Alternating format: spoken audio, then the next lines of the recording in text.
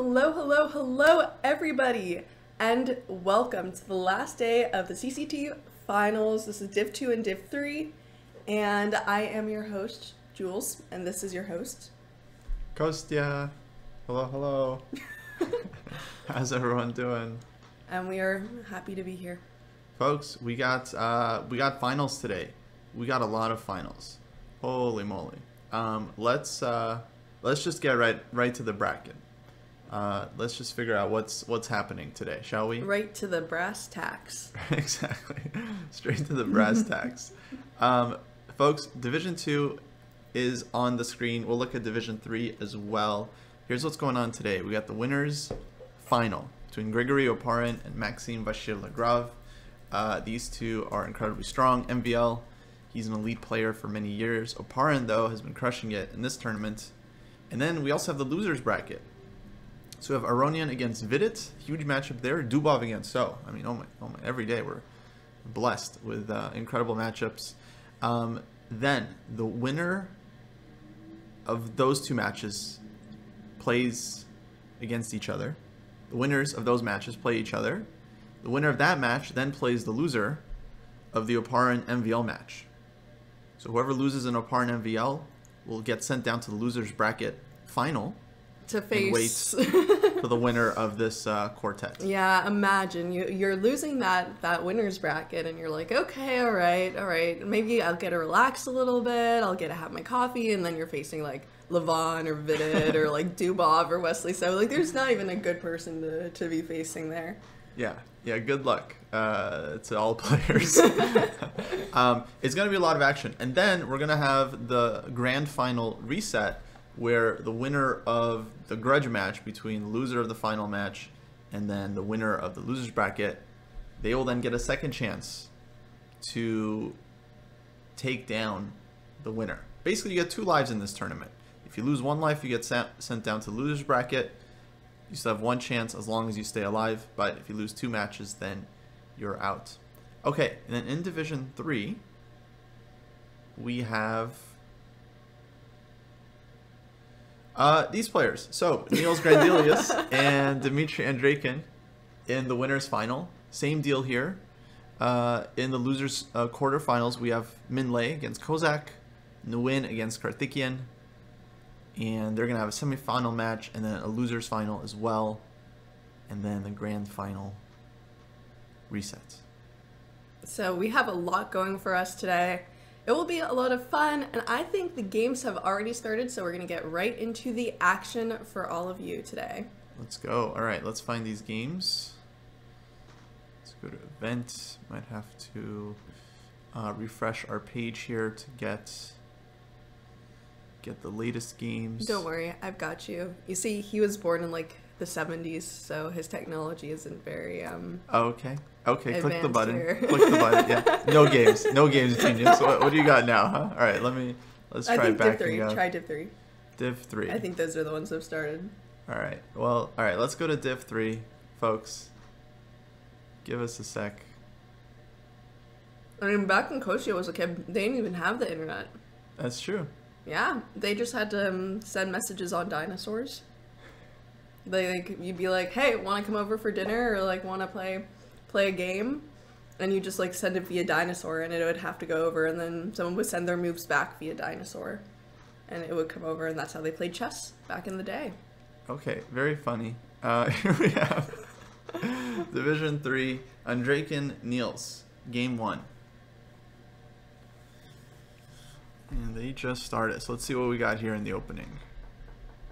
D4, D5, E3. Very quiet setup from Andreikin. Niels playing solidly. You can basically do anything here as black and you're fine as long as you develop your pieces. And yeah, looks about equal. Good development from both sides. Andreikin, he's not usually like an opening killer. You know, he tries to just get a quiet position and slowly outplay you with this classic Soviet school technique.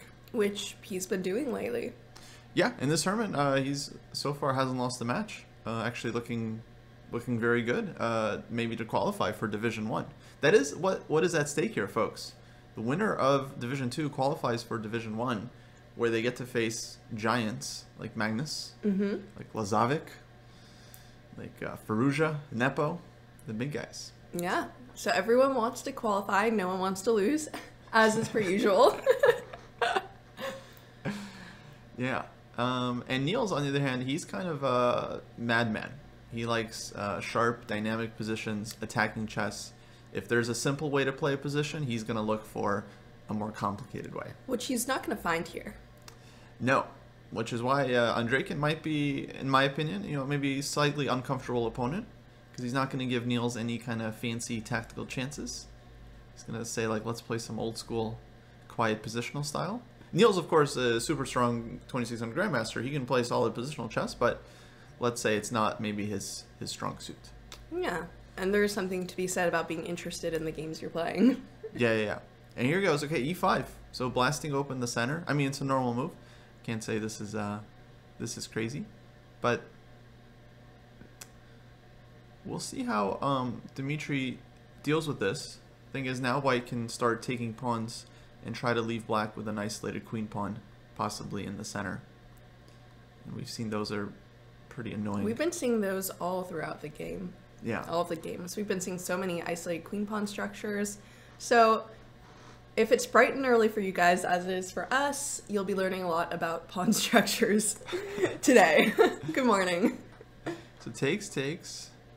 Now, yeah, trades on e5 and h3. Nice little tempo move for White. Just kicking him out. And this move is useful because it forces the bishop to choose. Like, are you going to go back this way? Whoops. Yeah, you're going to go to e7? Because that's legal. You want a dark square bishop? You can have a dark square bishop. Oh, they'll call it the arbiter for that. You can go here, or you can go bishop h5. But now you've lost your right to go back this way. But bishop h5 makes more sense. Like, now bishop g6, you can try to trade it off. Yeah, kind of don't have to worry about this huge annoyances. Also, it seems like they're going to want to fight for this square eventually, yeah? Yeah, absolutely. Okay, takes on d5. Now, actually, this is a tough question for Black. Knight takes? Well, knight takes, you hang the h7 pawn. You hang the h7 pawn. With check, right? So probably... But do you have any sort of tactics with knight b4 or anything of the sort? You could try it, like knight d5, take, king h8, and maybe something like queen f5, just trying to immediately bail out, get out of the attack. So you're forced to create your IQP, but it's not actually that bad of a thing, right? Because you get this open file. So cd5, I think that's not what Black wants to do. I think he wants to play queen d5 to avoid the IQP and take with the piece, but he's wondering about something. He does take with the pawn. And we get c takes, so he wants the file. He wants the file. He wants the file. Okay. Oh, but rook ac1. Paul Tulio asked, how much do pawn structures define a game? Good question, Paul. In some positions, I would say quite a lot, actually. Like, your entire strategy is based on the structure, whether you're playing dynamically, playing for the attack, whether it's like a slow positional game. A lot of that, I think, defines the middle game play. Some positions, though, are very open, and so you could say their lack of structure also defines things, because an open position means lots of tactics, chaos, and yeah, like, for example, White's last move, rook ac1, is a great example of how the structure defines White's last move, because any other move would allow Black to go rook c8 and take over the file. White doesn't want that. That's not good. Giving your opponent more squares. But now if rook c8, Jules, You take? He's going to pop it, exactly. And, alright, normally 2 rooks for the queen is already good, but here it's like... You're pinning that, You gotta go knight e8, you got bishop b5, other rook comes in. Looks terrible for Black. Looks absolutely horrendous. So, rook b8. Interesting. Kind of defending the b7 pawn ahead of time. And with these IQP structures, you want to trade off your queen if you're White, right? No, actually. That's kind of a surprising Really? thing. Yeah, against the IQP, here's the strat. You want to trade off all the minor pieces. So you want to keep heavy pieces on the board. Why wouldn't you want to trade off your queen? Can't you pick off that evil little pawn? Well, basically the point is that heavy pieces are great at piling up on the pawn. Here he does go for queen c7. I mean, I think he's much better in this endgame. because you can bring your rook in. But yeah, no, generally, like, the dream would be to take off all the minor pieces and then just line up your 2 rooks on d4, d3, queen on d1 or d2. Black will do the same. And then white pushes e4. Whoops. And then you just win the pawn. It's just game over. You just win the pawn because the only way to defend is to set it up on the d file, then you get pinned. And anyways, that's some long term, but that's the ideal. So the side with the IQP, they generally try to trade heavy pieces. And now actually he does have a threat. He wants to go rook fc8. Now that's defended. So you want to scoot your queen. So queen f4, he drops back. Yeah. Very smart move. Should we see some of the other games while we're waiting for the... Yeah. Let's check if Division 2 has started. And they have. All right, let's jump to Division 2 then. Yeah? We shouldn't do like a loser's bracket first or something? Sure, but Division 2 or Division... While we're in the Division 3, just take a quick look at the game. Because it's already more advanced. Sure. Yeah. Good point, actually. Let's go to... let's see, we have Kozak against Wonderful Time, Min Lei. Yes, and this is the loser's bracket. Yeah. So 2-game matches. So they're fighting. And if they come back, the loser's bracket for D3, they face D2 champion, right? I think if you win D3, then you qualify for next time for D2. You see, it's a whole structure here, folks. Whole system. We'll be here all week. No, we won't. This is our last day here, our final day. Yeah. So we appreciate the energy and the love here. Get your comments in. Get your hashtag fire Kostya in on Twitter. I will like and repost. And by the way, folks, we read all the chats. YouTube, Twitch, all the your channels. Mom's chat. Your mom's chat. Your dad's chat. Yes. Your family group chat. Your chat with your ex-girlfriend. I know you texted her last night. Be careful. Wow. Yeah, all your chats. Yeah, we're in all the chats. We're in all the chats. So you don't gotta worry about us not being in the chats. We're in the chat. We're in every single chat, and we are ready. And that is the privileges you get when you watch the stream. Now, speaking of chat, Kozak has a nice endgame here against Min Lei. And he just did something very interesting. He just traded on f6. He gets knight versus bishop. Usually bishop is better than the knight in the endgame, but here he's saying his knight is going to be the superior piece. Because you get these outposts, you have this weak pawn, right? Yeah, f6 is hanging, and he wants rook d7 in the position. Yeah, that rook is going to be frisky. Although, so it looks nice. Maybe we want something like rook down here, and you have some issues potentially, right? Yeah. Rooking to e2? No, I mean, definitely. Black is going to look for some counterplay. But it's a sharp position. I mean, g7 or f6 hangs with check. Maybe king g7 to start. And who knows? He, at any point, could go for the rook and pawn endgame with knight c5. Although I don't think white has really much of an advantage there. Although maybe you concrete. Get on the 7th rank, yeah. Yeah, because you have rook d7, rook b7. Yeah, okay. It seems like that would just be absolute killer. So here in king f8. I'm surprised this isn't better for white engine-wise. There's got to be some sort of defense, right? Well, yeah, no, I mean, it looks good, but yeah, we're not yet a pawn up, and there's no clear breakthrough here that I can see. Like, the b pawn is defended by the bishop. It's passive for black. I think that's white's advantage, that black is passive. And you'll eventually have to defend that bishop. Someone asked, why is this the last day for both? Because this is the last day that D2 and D3 finals. This is not the last day we'll stream, but this is the last day that we will be covering the finals, since it's the last day of the finals. Yeah. Well, it could be our last stream. Who knows? Well, unless something happens to I hope not. You never know, folks. So make sure to follow and subscribe before it's too late, you know. Don't be that guy. I wish I followed before it was... Okay.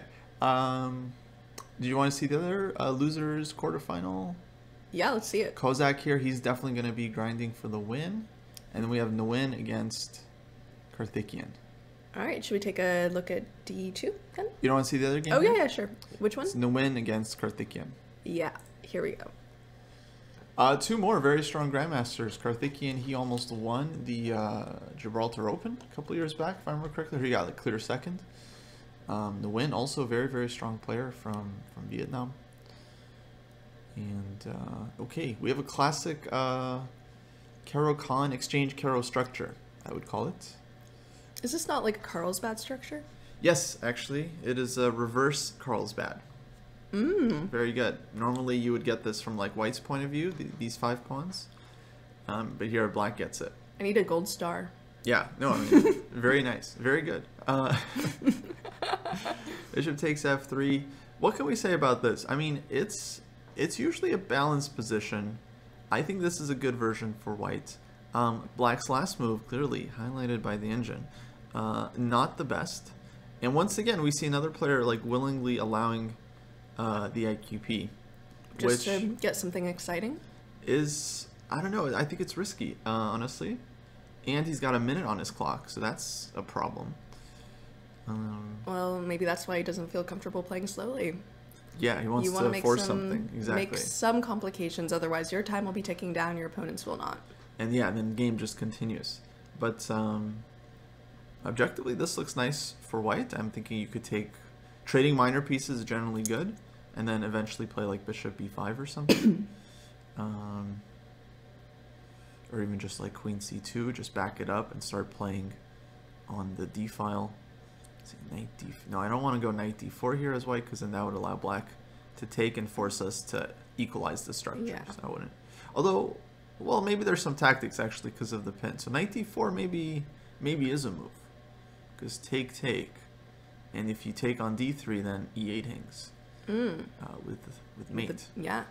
So maybe knight d4 is a move. Okay, no one's thinking about it, but it looks like a good chance for him to take the lead here. Yeah, to take some sort of risk. Yeah. Absolutely.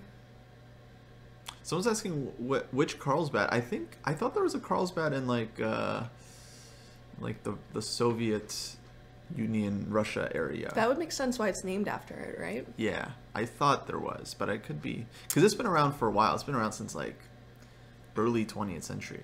Well, they're hoping to make this Carlsbad structure Carl's good. Bada boom. Heyo. Do-do-do. We'll be here all week. Woo! Cheers from the crowd. Okay, so this game is very interesting. The Kozak game is also interesting because he's pushing this for a win as well, but maybe we should go to Division 2. Yeah, we should take a quick look at Division 2, and then we'll check back, see what happens with Division 3. These are all really interesting, and we have slightly less games to cover, so we'll have more time to vibe. And as always, we read all the comments, so if you have any game in particular that you really want to be watching, let us know. Okay, Division 2. Whoa, heavy hitters. So versus Dubov. Let's just back up a couple moves just to try to orient ourselves how this got here. All right, Wesley played f4, rook f1, queen g5 takes, knight d5. Dubov not backing down. Dubov also playing actively, but sacrificing a pawn. And now bishop to d1. So we're seeing Wesley So kind of neutralize Dubov's attack here. And okay, Compy definitely likes what Wesley is doing, and he's up on the clock as well, and he got trading some pieces off. So yeah, it looks nice for White. Yeah, wow. This game back just so the move sounds don't kill us. Actually, do we have move sounds? Let me check real quick. We might not. We can mute each one for the move sounds, like the one we're not using. Yeah, I think that should work. I found it. You either mute both or neither. All right, there we go. We got the move sounds. Wow, look at this, folks. What a stream, huh? Move sounds. Move sounds. We got everything. Whoa. We've got it all. All right, Queen G6. Yeah, I don't like this at all for Dubov. I mean, Dubov's look at these pawns. Amazing They're beautiful. player, but yeah, White's pawns are fantastic. Wow. Look at Black's pawns. They're not very good. And No. you take the center. That knight is D4 looks simple and solid. forced into no man's land. Mm-hmm. No, this looks like Wesley's game for sure. Yeah, and also you have so many vulnerabilities on the queen side. Queen can swing over to either side, actually.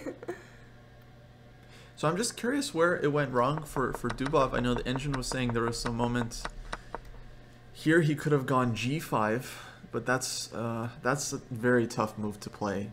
Like I think just on human grounds, knight d5. Oh, now the engine's looking at it like, yeah, knight d5 looks scary. Like, yeah, no kidding. So I think it's already bad here, in fact.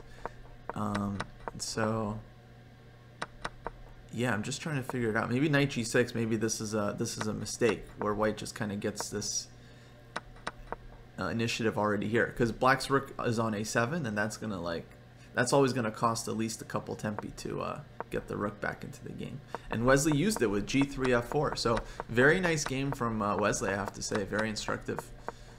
And queen f3, and now he's just gonna pile on. Classic technique. Don't give your opponent any chances. Just improve your pieces. Here, knight b5 somewhere. Maybe even just like b3 right now, just to completely shut down everything black is doing. So looking good for Wesley. Oh. Yeah, you want to switch over? Yeah, we have our winners bracket finals. So this is the big bucks. As we said, the person who wins this goes to Division 1 next year. Well, so. not this match. Not this match. Oh, not this one? No. I mean, this is winners bracket. Yeah, but they've got like 3 more matches after that. Oh, wow. Okay. There's going to be this match, and there's going to be a whole grand final. The winner of this event at the end. At the very end. Today. Okay. Yes. They go to Division 1. All right. But they have a long day ahead of them, folks. But yeah, the winner gets to chill, which is maybe even more important. They get to chill for a bit, which, hold on, right now Aparin just has extra piece, so we should just mention that. How'd that happen? Yeah, actually it just happened, like in the last couple of moves. So rook a5. Okay. Goes after this pawn. Gets a little pinned up. And bye-bye. Wait, but just go back 1 second. So h4 apparently takes is maybe you have to go wrong. like f4 or something. But let's go forward 1 move. So he takes rook e8. Here I understand if you go f4, then queen b6 picks up the rook. So that's why he gave up the knight, because he has no way of defending it anymore. What I don't understand is why black couldn't just go rook e8 here. And here there's queen takes h5. Okay, so there's some tactic thing where if you take, then this is in fact losing for black. Okay.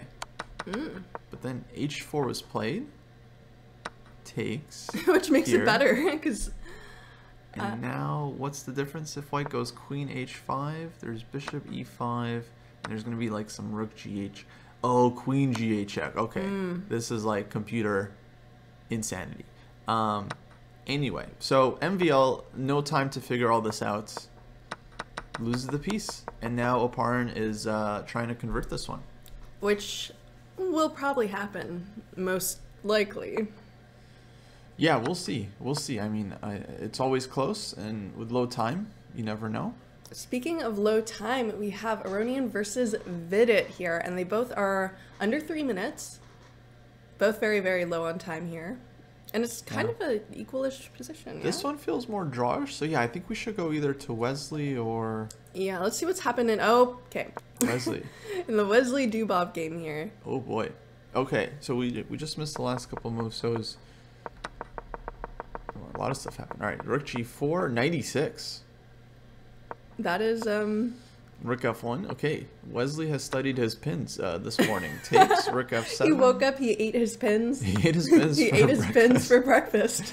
Now f6. Ooh, breaking through. Very nice. Very nice. And rook g8, Dubov just trying to hold on. But his king is weaker. He's down a pawn. His pawns are weaker. Takes, rook f takes. And he has 27 seconds to 2 minutes as well. Less time. Very important to manage this time.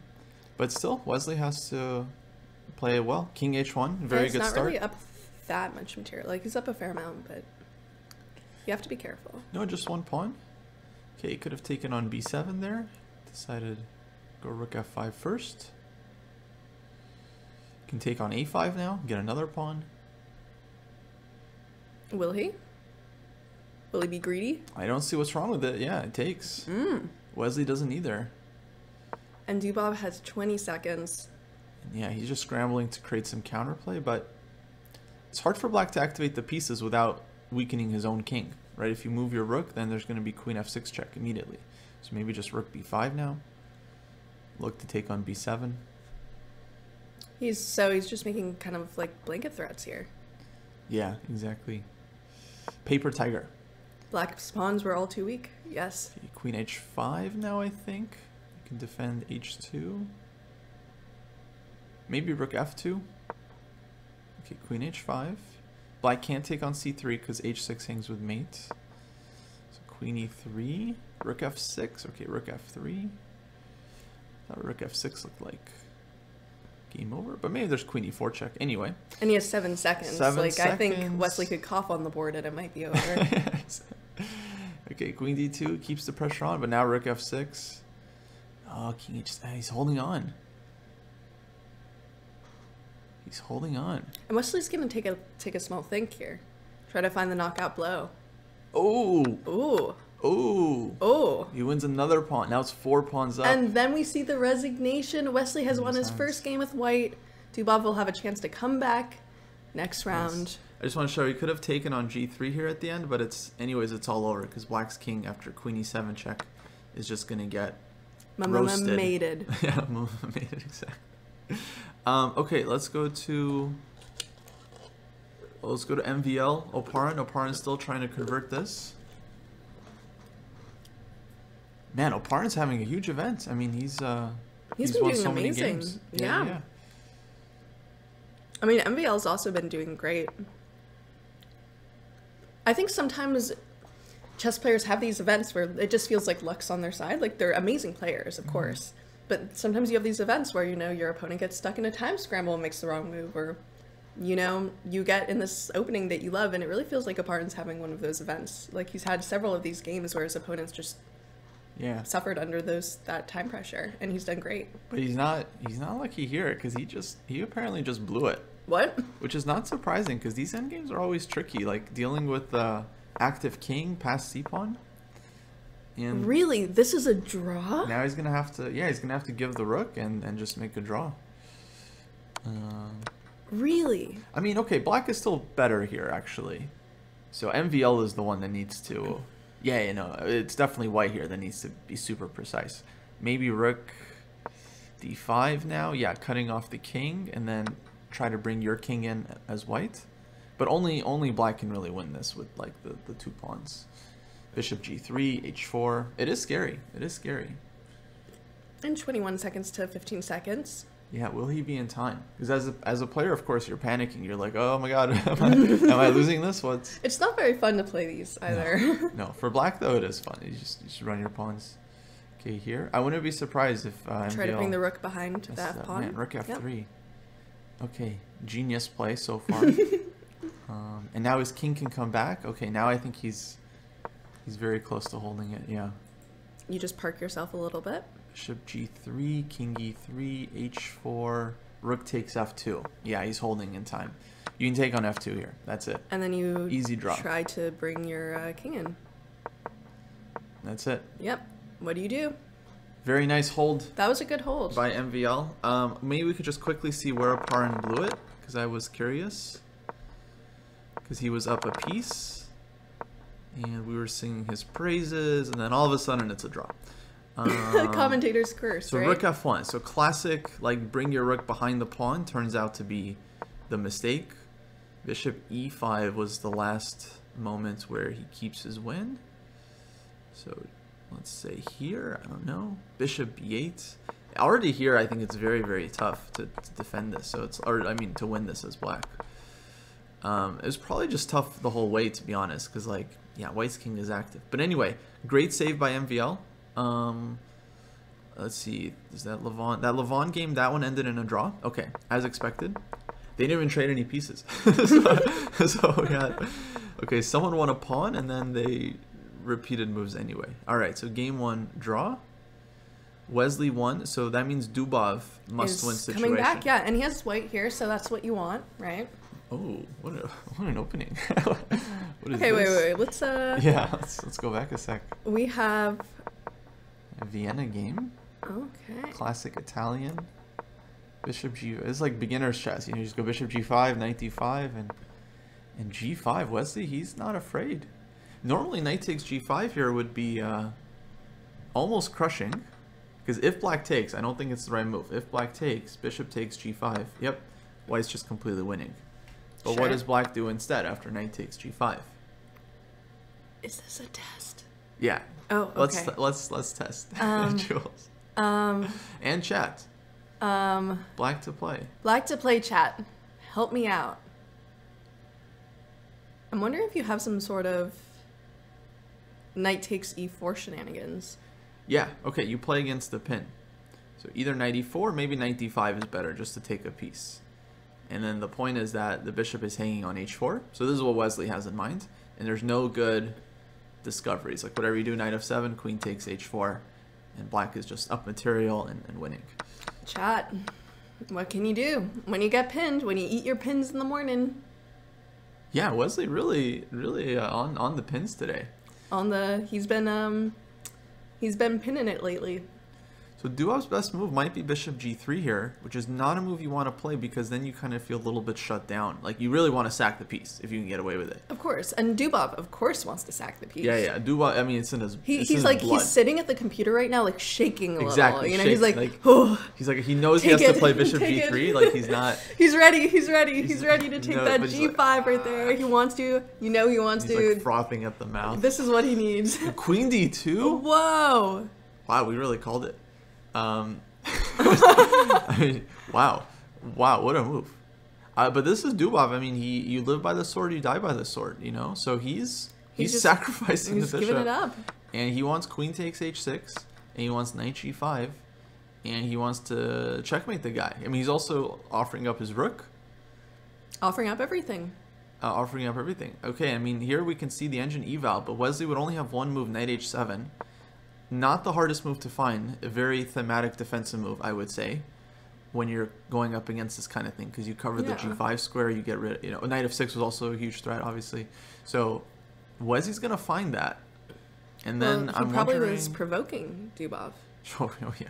Yeah, with G5. That's some, like, great great like, psychology there. He's like, hit me. Come on, Danya, hit me. And no, Queen D2, no, I mean, he really is going for it. Yeah. He's really going for it. I mean, oof.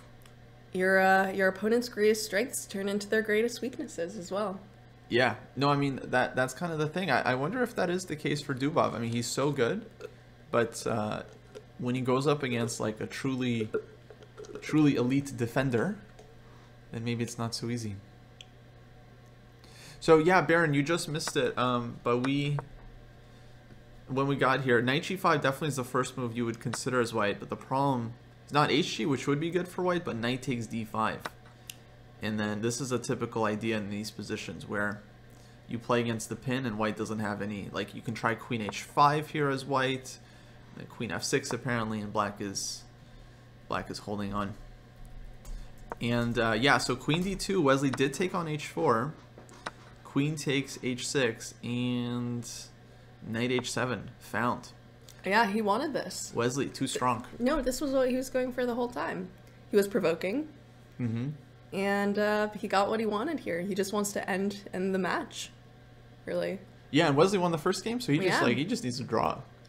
And White doesn't even have a perpetual here. So it's, he's in good shape. That's actually one of the best examples of using your opponent's weaknesses or what you know they want to do against them. So props to Wesley there for that, but we will check in later, right? Yeah, I'm just wondering, just for one sec, like what How is Dubov gonna like maybe some G3. He must have had ideas. I would be surprised, yeah, if he didn't have something in mind, but he is spending time now, so maybe he thought, I don't know, something. I think it was more of an intuitive sacrifice. Yeah. Okay. Counterpin. Yeah, we can leave him to it. Try to cook up some magic. We'll let him cook. We'll let him cook. We're not going to bury the guy. We'll let him in the kitchen, you know? Let him cook. Dubov is a great chef when he needs to be. He's also like the kind of guy who will like cook tofu like very quickly, but he can be a very gourmet chef. Okay. We've seen him cook. Yeah? Seen him cook. Oh, C3, he is cooking now. let's go before things get too hot. Hot in the kitchen. Do we want Aronian or MVO? Well, let's look at Levon Vidit, because this is the losers brackets, and they only have 2 games here. This is their second game. They drew the first one, folks. Game 2.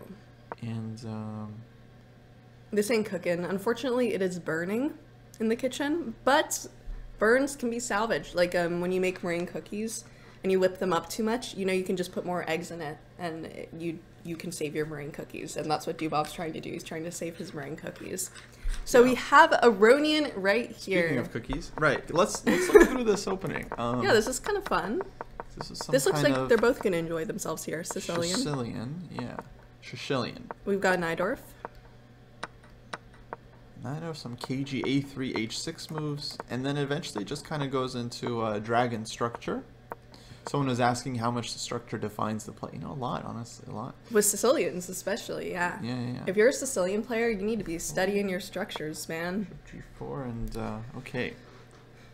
Live position here. Kind of a weird one. I mean, at first glance, I feel like Black is doing well because he's got this unopposed dragon bishop. Like, white traded off the dark-squared bishop at some point on f6, and now this bishop is cooking on the whole diagonal. Ah, bada boom. As the kids would say. As the kids would say. But f5, Vidit also hungry, and he's just like leaving his rook on d1 because he wants to take on g6, and Vidit also studied pins this morning, that much is clear. And this is an interesting opening choice because if either player draws, they go to Armageddon. Yes. But it looks like this is an aggressive opening. Like they're trying to play very, very kind aggressively. of going all out. Yeah. They're going even Aronian here is going full out. So. Yeah, Aronian actually, it's a good point. He's like a classic e4 e5 player. He has been for years. Here he decided to play Sicilian. He could play e4 e5. Try to make a draw, and so on. But he wants to finish it off. He's provoking Vidit, with the Sicilian. And actually, it's an interesting choice because Vidit, for most of his career, I believe, was a d4 player. So maybe Levon believes, Vidit's not as comfortable in the Sicilian positions. That's just my it's a my huge, 1.5 cents vote of confidence here for Aronian. He thinks he can outplay Vidit here in this Sicilian. So it's gonna be exciting. We're gonna see some aggression, some big vibes. Big choice. GF5. Wow. Opening up his own king side. But Levon probably studied this. Seems to know what he's doing. Okay, knight f5. Okay, brilliant. Okay, that's a little. Why do we get a brilliancy for that one? Just because the rook on d1 is still hanging. And so Chester comes like, oh, so brilliant. Oh, no, I mean it is a good move. It is. Don't get me wrong. But I think if anything, f5 should. I don't know why f5 wasn't given the brilliance. Anyway. So bishop takes d1. I mean, I think he's just recapturing rook d1, and then he's gonna look for queen to g3 in the future, and. Levon picks up the gauntlet. Yeah. This game actually is going to get very spicy. Bravas. Yeah, we also have, if you ever want to move over to that, we have some interesting games here as well. Up to you, though, okay. Yeah, maybe. I feel like this is pretty crazy. He is a backseat chesser. Backseat chesser. Very bravas, yes. What more could you want? I mean, you got this is beautiful. Levon. Vidit sacrificing the exchange. Levon defending well, by the way. I mean, e6, not the most obvious move, but challenging the knight. I mean, he's probably looked at this back and forth, right? You don't just... I don't know. They don't have that much time. But knight d6, rook d8 probably. Makes sense. The idea. Because you're pinned. The pin?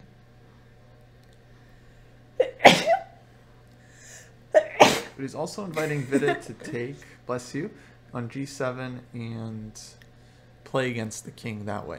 But Black still has this g-force. Someone asked why queen g3 wasn't a move in here at some point. Oh, yeah. Good question. So queen g3, Black would have a chance to save the bishop and stop the threat, and then Black keeps the full extra rook. So you have to take the bishop before it gets away. Very important detail. Yeah. In these positions, too, I don't know about this one specifically, but a lot of Sicilian positions, right? Your rook is just as important as your bishop. It can be, especially the bishop on g7. A lot of times they say this one is worth the full rook. because it's defending all the dark squares around the king. Very, very hard to judge. That's what makes these positions so rich and complicated. Because we're going to be losing that bishop soon, no? Yeah. Well, okay, I mean, Compy's saying knight g7, king g7, and then queen d2 is the way for white, trying to get in on the dark squares. That's interesting. Maybe queen e3 as well, I imagine, works also. Knight d5 might be too much. Looks like black can take. It'd be beautiful if those tactics worked. Yeah, of course, as always. But I think black is surviving here, although it all does look very scary, I gotta say. Vidit though, 3 minutes. Not easy to attack when you have low time because you have to calculate everything, and at some point you just have to make 3 minutes. Yeah, you do not want 3 minutes in a Sicilian decision. Yeah, no, not easy. But this could decide the match. One of these players gets sent home. Gets sent to the pit to do karaoke. They're all playing from home, but they sent extra home. They get sent, extra home. Exactly. Extra home. It's no longer fun. Yeah. But I mean, I wonder what he's thinking here. I wonder if he's calculating. Oh, would he be calculating maybe something like e5, trying to double and then taking, or something like that? e5 definitely an idea you're always kind of looking at, I think, because it's like very forcing. Yeah, he's got to be thinking a bunch of things, because it feels like right away this would just be automatic. Get rid of that bishop, open the king, bring in your queen, bring in your rook, eat well. Yeah, I think sleep early. Knight g7 is the default move, and the more he tanks, the more I think he's going to play knight g7. I think he's just looking for other options. Miracle, yeah. Some great move, right? Maybe queen takes d6, but no, I don't think the endgame is going to satisfy white here. But spending a lot of time, Vidit taking a big risk. He was also getting in a lot of trouble in the candidates. I think it's like this is his approach. Oh, knight d6. Ooh, Compy doesn't like that. Queen c5. Levon playing fast. Playing fast and furious. Queen c5. Interesting move. I think he's preventing Vidit from going e5, I guess. He wants to put the queen on this square and start talking to this diagonal. Yeah. And he's got like knight e4 ideas and rook d8 and okay. Did we get greedy? Because we're down material? Well, yeah, he wanted to grab this pawn. You need the pawn back. But materially speaking, black is still up a pawn. Ahead. Yeah, got the exchange and only one pawn for white. That is wild. But also, like, usually material doesn't matter too much in these structures. It's momentum, right? Yeah, which is also on black's side. So that's gonna be a problem for Vidit. You want to check in with Wesley real quick? Yeah, let's do it. And we have all three crazy games. Okay. Oh man. So last we saw Dubov just sacked the house. Sacks don't necessarily have to be sound, but no. T4 just leaves everything hanging. Okay, I think he's just having fun at this point. No, he's still playing for mate, but Wesley just like has everything under control. Although, hold on, there's mate threats. There's queen g8 and queen g7. That's true. We're threatening stuff. Oh, d3. Oh, Wesley too good. The counterplay is here. Black mates first. King d3, rook f3 check coming. And that's it. Dubov actually, he was almost there. He's like, you play bishop f6 here, you get mated into queen g8 check. Sacks do work best when they're sound, but we also take the unsound ones every now and then. And we've seen this kind of tactics work, but this does not look very good for Dubov here. Yeah, now Wesley needs to find the kill here. This looks like a one-armed pull-up where you don't quite make it up. Mm-hmm. It's impressive, but maybe you would have been better with two arms. I think it's easy. King c4, much easier than a one-arm pull-up. Queen c7. True. And that's game. That's it. Yep. And that means the match goes to Wesley. Wesley wins. Wow. Wesley wins. He'll advance to the next stage. Let's quickly jump back to Levon. This has gotten bad quickly. Yeah, queens came off here somehow. Queens came off the board, So okay. here, knight b7. Yeah, it doesn't feel right. Queen e5. Begging for a queen trade, but black is up the exchange. He's got beautiful squares for all the pieces. This is all Levon all the way. And the interesting thing is it seems like the pawn structure doesn't really matter much here, does it? It does a bit. You know, white's pawns are quite weak, I would say, in the long run. And black has some weaknesses themselves, but yeah, the rook is much more important, having an extra... 6 seconds to 3 minutes Yeah, and and the 57 time. seconds. No, Vidit. Yeah, no, it's not. It's not Oh, looking that good. is rough. That is not what you want against Aronian. No, definitely not. Bishop g3 now, just eat that h4 pawn. I mean, he can go make a cup of coffee, come back. And, Yeah, and win you the don't game. want those He's time got odds against your cousin who just started playing chess last week, let alone Aronian. There was a Reddit post actually. It's like, what time odds would you need to beat Magnus Carlsen? So chat, if you want to answer that. But I was thinking, my mind was, I think I would need 45 minutes to 5 seconds, no increment. No increment. No increment. Well, so I think that's the bigger question. If there's no increment, then you could probably beat him even if he has more time. No, but he could think on your time and move instantly. He can pre-move. Yeah, but 20 seconds. You just have to think one move You ahead. think 20 seconds? No, he could like scholars make me figure He's out a not way. Jules has Figure out a way. some confidence. They're gonna scholars. I don't know. It's Magnus, okay? I'll like look for one tactic and then I'll see back and my queen will be gone, you know? But here's the thing: if you give Magnus an increment, he then can I do think- like a second. I think for some players, there's just no he amount of pre-moves time. the opening, yeah. It's just No, you don't give him an increment. He does not get an increment. so definitely no increment for Magnus. Without increment, I feel like To 15 seconds you could flag him. You think? Yeah. Look, you just have to use your time and think ahead. So you have to make your move, he makes a move, and then you make your move. Okay, fast. maybe he could make moves in 0.5 seconds. His reflexes are really good. He could even see what you're moving. You'd have to win the game in like under 40 moves or something. So you have to make the game last 40 moves, yeah? You can do Yeah. that. Did Vidit lose connection? No, I think it's just a very complicated position. He was looking for this like Hail Mary win, Yeah. and it was not, No, not he going his way here. He flew too close to the sun. He was playing very well, Our very own Icarus. but he messed it up. Sharp position happens, and now Levon is just cleaning up. And yeah, technique. I mean, Levon's technique is of course satisfactory, and that's it. Levon wins this match. And I believe it'll be Levon versus Wesley So, Which is a great matchup. starting soon. Yeah, yeah. Absolutely crazy. And we should go to winners, yes. And then after this, maybe we could take a quick look at what Yeah, we can see what's going on in Division 3. D3. In the meantime, this is the winner semifinal, Division 2, MVL Oparin. First game draw. This is their second game. Looks like MVL is trying to push this one a little bit. Got opposite color bishops. Black's pieces look a little bit more active.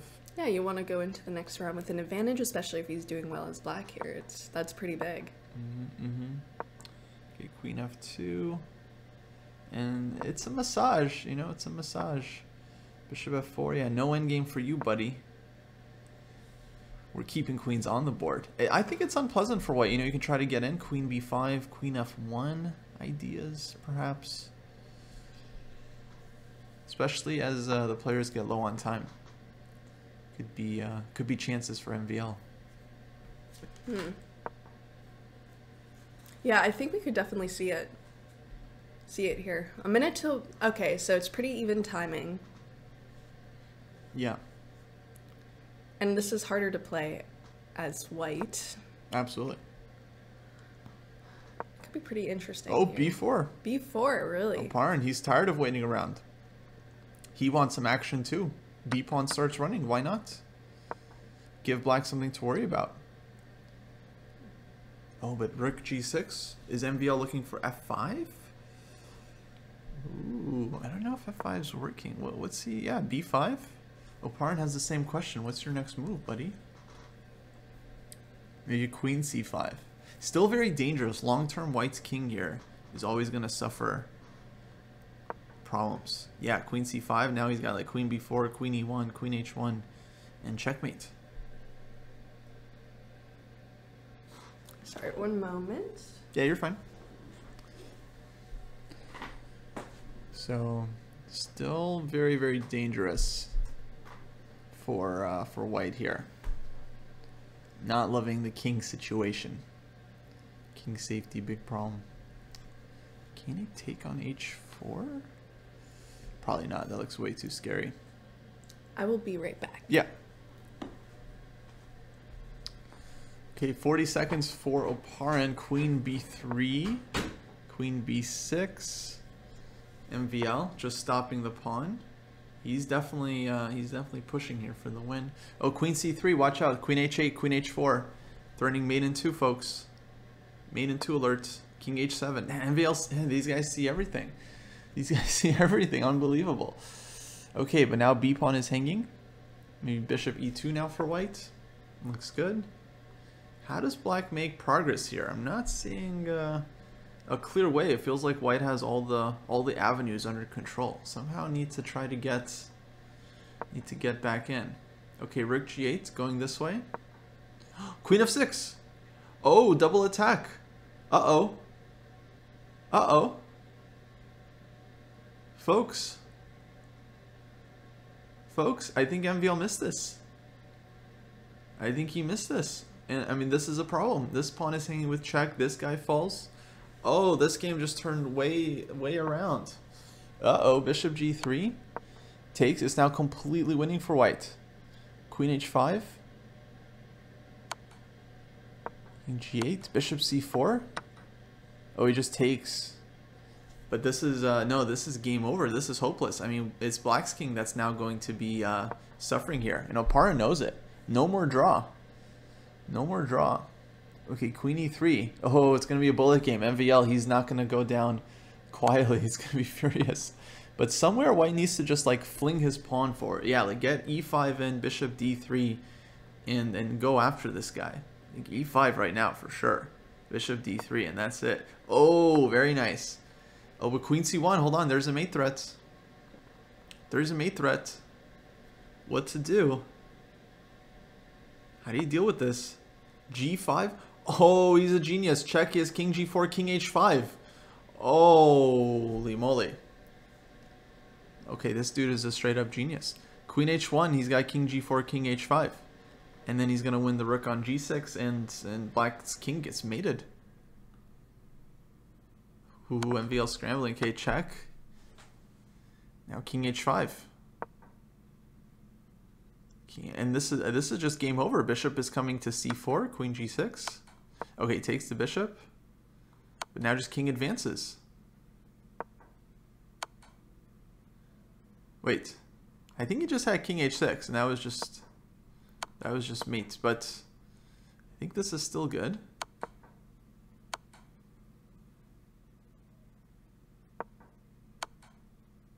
Goes back. Okay, looking for repetition. There it is, king h6.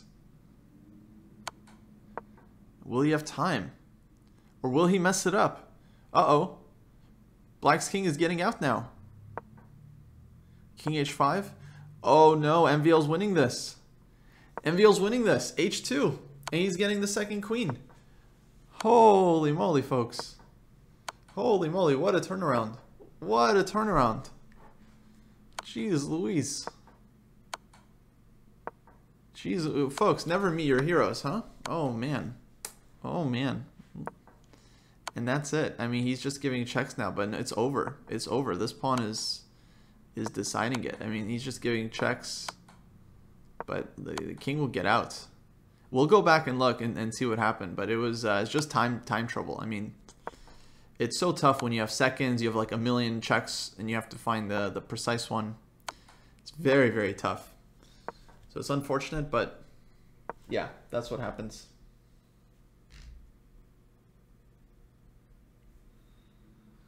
MVL's going to win this one. Oh, man. Oh, yeah, that's rough. That's not the end of the match. Oparin will have 2 more games to try and bounce back. But yeah, this was his moment. So let's go back. So he was totally winning here. And then he finds his brilliant move g5. And then here all he has to do is find king h6. This is not it's not the most obvious move because you kind of feel like black can maybe defend bishop e5, queen e5, but it turns out white has multiple mate threats here. Queen g7, queen h7, queen e8. And it's a quiet move. You know, it's not easy to spot this, but he did have other wins. e6 here, for example, and he's winning. And he just panicked. He gave a lot of checks.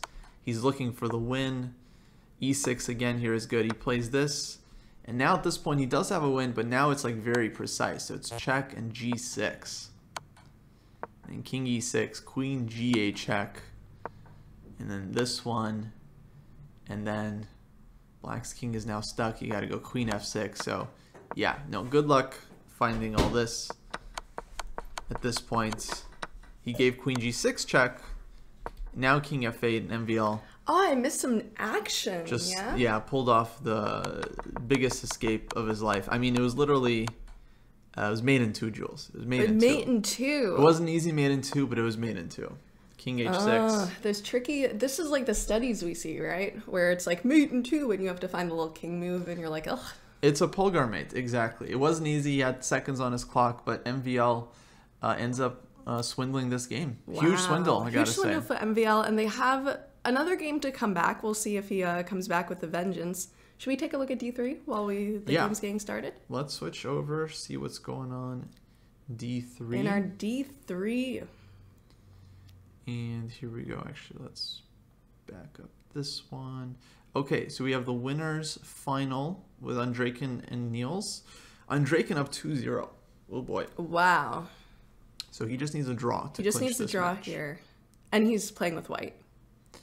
And he's playing with white. Yeah, so that looks good. And then we had the losers quarterfinals. Looks like Karthikeyan won 2-0. Minlay won 1.5 against Kozak. So they will be... I think they play each other. Karthikeyan versus Minlay next. Exactly.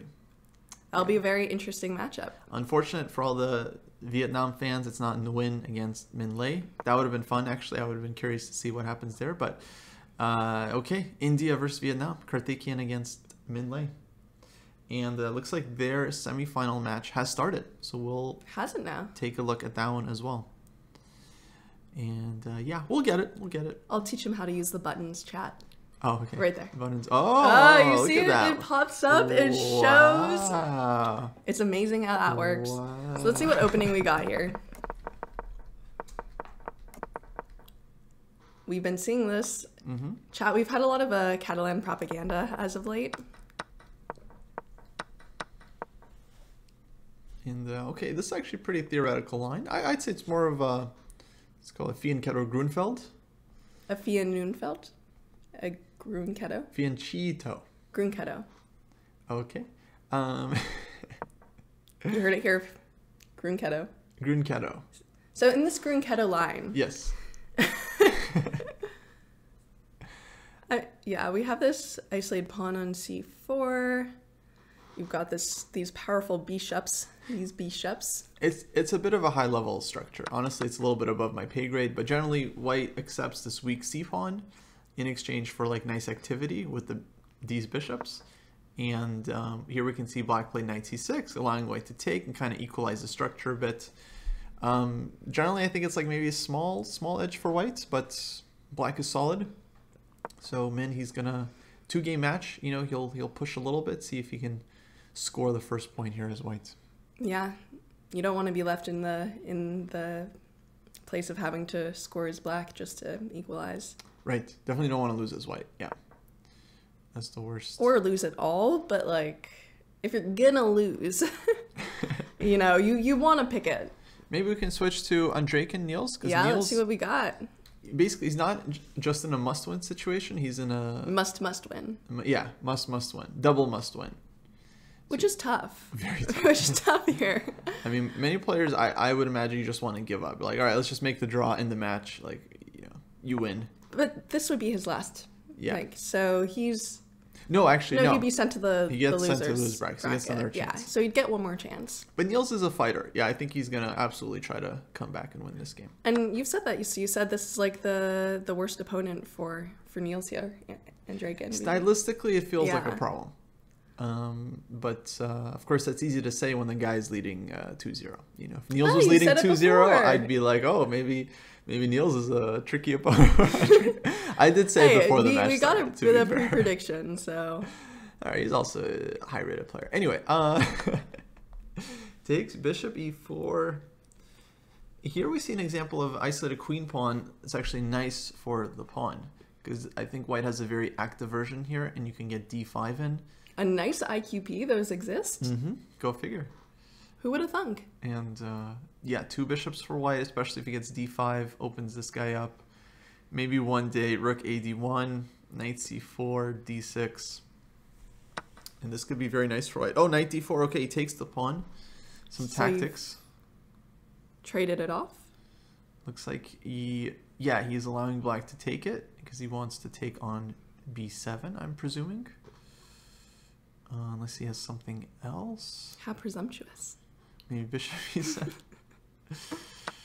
Oh, it takes on d4. Okay, I was wondering about this, but knight on d2 hangs. He goes knight f3. I feel like this was not the best Andreykin had. Engine seems to also think so. So what did he have? Okay, queen c4 or queen takes b7. Queen c4. Queen c4 is a little wonky. It's a little high fluid. Queen b7 though, that's a move you could find. Yeah. And rook b8, but not taking here, which allows knight e2 check, but going queen a6. Okay, that's a little tricky. Apparently white would have big advantage here. Anyway, we got take, knight f3, take, and knight g6. And now black's a pawn up, but Andreykin just needs a draw, and you have he's got good activity. compensation. Yeah. You're going to get your rooks up to the 7th rank if you're very lucky. Exactly. Yeah, should we check out D2? Let's do it. Alrighty, friends. I will switch us over to D2. Where's our little thingy here? It's right. Oh, and make sure to transition. I will. Just want to get it up first. There we go. All right, wait, here, and All right, what's going on? D2. active games. Okay, new match. We just started this Let's year. go, Aronian. So, rematch of the American Cup. And we'll let them NBL play their Paran openings. as Yes. well. So we'll keep an eye on. All right, what happened here? So this is game 3 of the winner's semifinal. And this is just after Paran lost that completely winning game. Yeah, now he has to come back as black. This is not easy. And personally, I'm very biased, but I love this pawn structure for white. I feel like it's a lot of fun. Like, usually we don't like doubled pawns, but I feel like when we get this pawn, like, triangle thing, you know, it's always really nice. It's a great outpost for a bishop, a knight, whatever. Yeah, it looks nice for white first glance. Yeah, doubling up. Smooth chess. Yeah, is live position here? Oh no, not yet. Okay, we got more moves. Right here. Now we're live. So MVL, he's pushing. He would love to just win this game and end the match here and now. Queen takes h4. Okay, he's allowing black to take on f5. Oh, we got the other game still going. Let's just back up that one so we don't get the move sounds. But Andreykin looks like he'll be drawing against Niels and advancing in Division 3. So we'll keep you folks apprised of that. For now, we got MVL looking to win this Division 2 Lots of pressure. Semi-final. He's under pressure. Pressing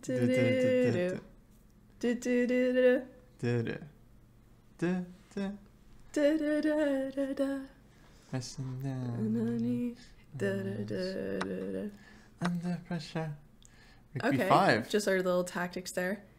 That feels like it should be automatic, no? But Oh, we're gonna get copyright strike, right? We're not gonna get a copyright strike for. Can't sing this song. In order to get a copyright strike, I think you actually need to sing the song in a way where it's like legible and like people can understand what They it know actually what is. song it is. They know. The AI algorithms are very It's gonna good. see it. They're gonna see exactly. They're gonna be like, yeah, that off tune beat is exactly what we need. It feels like so. Engine says there's a better move for white or Queen black. D3 was not it. Apparently, it's a take and go rook F8. B5. What? And you just allow that? Apparently, that's fine for black. You just allow that? Apparently, that's okay. Yeah, go figure. I guess maybe it's hard to pick off this pawn because your rooks can't really infiltrate that easily. But no, that just feels weird. No. No, I think black's okay. You just go for the queen endgame, and then you got counterplay. Ooh. But you want queen D3? What do we know? Rook B6, queen takes D5. Okay, very, very complicated position, I gotta say. Chat says it took me 2 minutes to get the song. AI would take at least 2 months. Yeah, okay. Well, we're working on our karaoke. We're working on our skills there. Yeah, I like that. Parody is protected speech. Exactly. That's good. Yeah. Very, very sharp. Yeah. Heavy piece endgame. I think all three results very possible. But Oparin, he's likely very tilted from that last game. I mean, it's impossible not to be. You're like completely winning against MVL. You got mate on the board. Too. I mean, and then you take the lead in the match. You know, it's you probably have position. your mom texting you too, like, "Oh, you have mate in too." You know, like. Yeah, Dios mío. Yeah. Exactly. It's tough. It's very tough. My mom does that too when I'm in like tournaments. She's like, "Oh, the eval bar went like here, and then it went back down here. Why didn't you see why the eval bar went here?" No, that's so funny. Yeah, eval bar, great way. Actually, it's an argument I made. Eval bar is a great way for family and friends to follow you, even if they didn't know absolutely nothing. Yeah, it's true. About the game. That is very, very true. Yeah, but this pawn looks like it's not having a fun time downtown. No, that pawn is a hanging goner. on for dear life. Yeah. And if you lose that pawn, then you get this real nice Nice pawn. Yeah. It'll be pawn up for MVL and time advantage. So he's feeling great right now. And A5, ooh, Oparin lashing out. Is the idea you have something like that? I think Rook B5 definitely looks like a nice move. You can also take on A5. Just here. Takes. A queen B5, going for a rook endgame. Yeah, I think he might have missed the tactic. I think there was rook takes A5. Oops, Not there. Good move. Rook A5, and then if rook takes A5, Yeah. then like pretty sick in between move rook B8 check. So leaving this guy on the board. But the point is that like when he escapes, white gets a big attack. Oh. Like here, and then rook E8 check.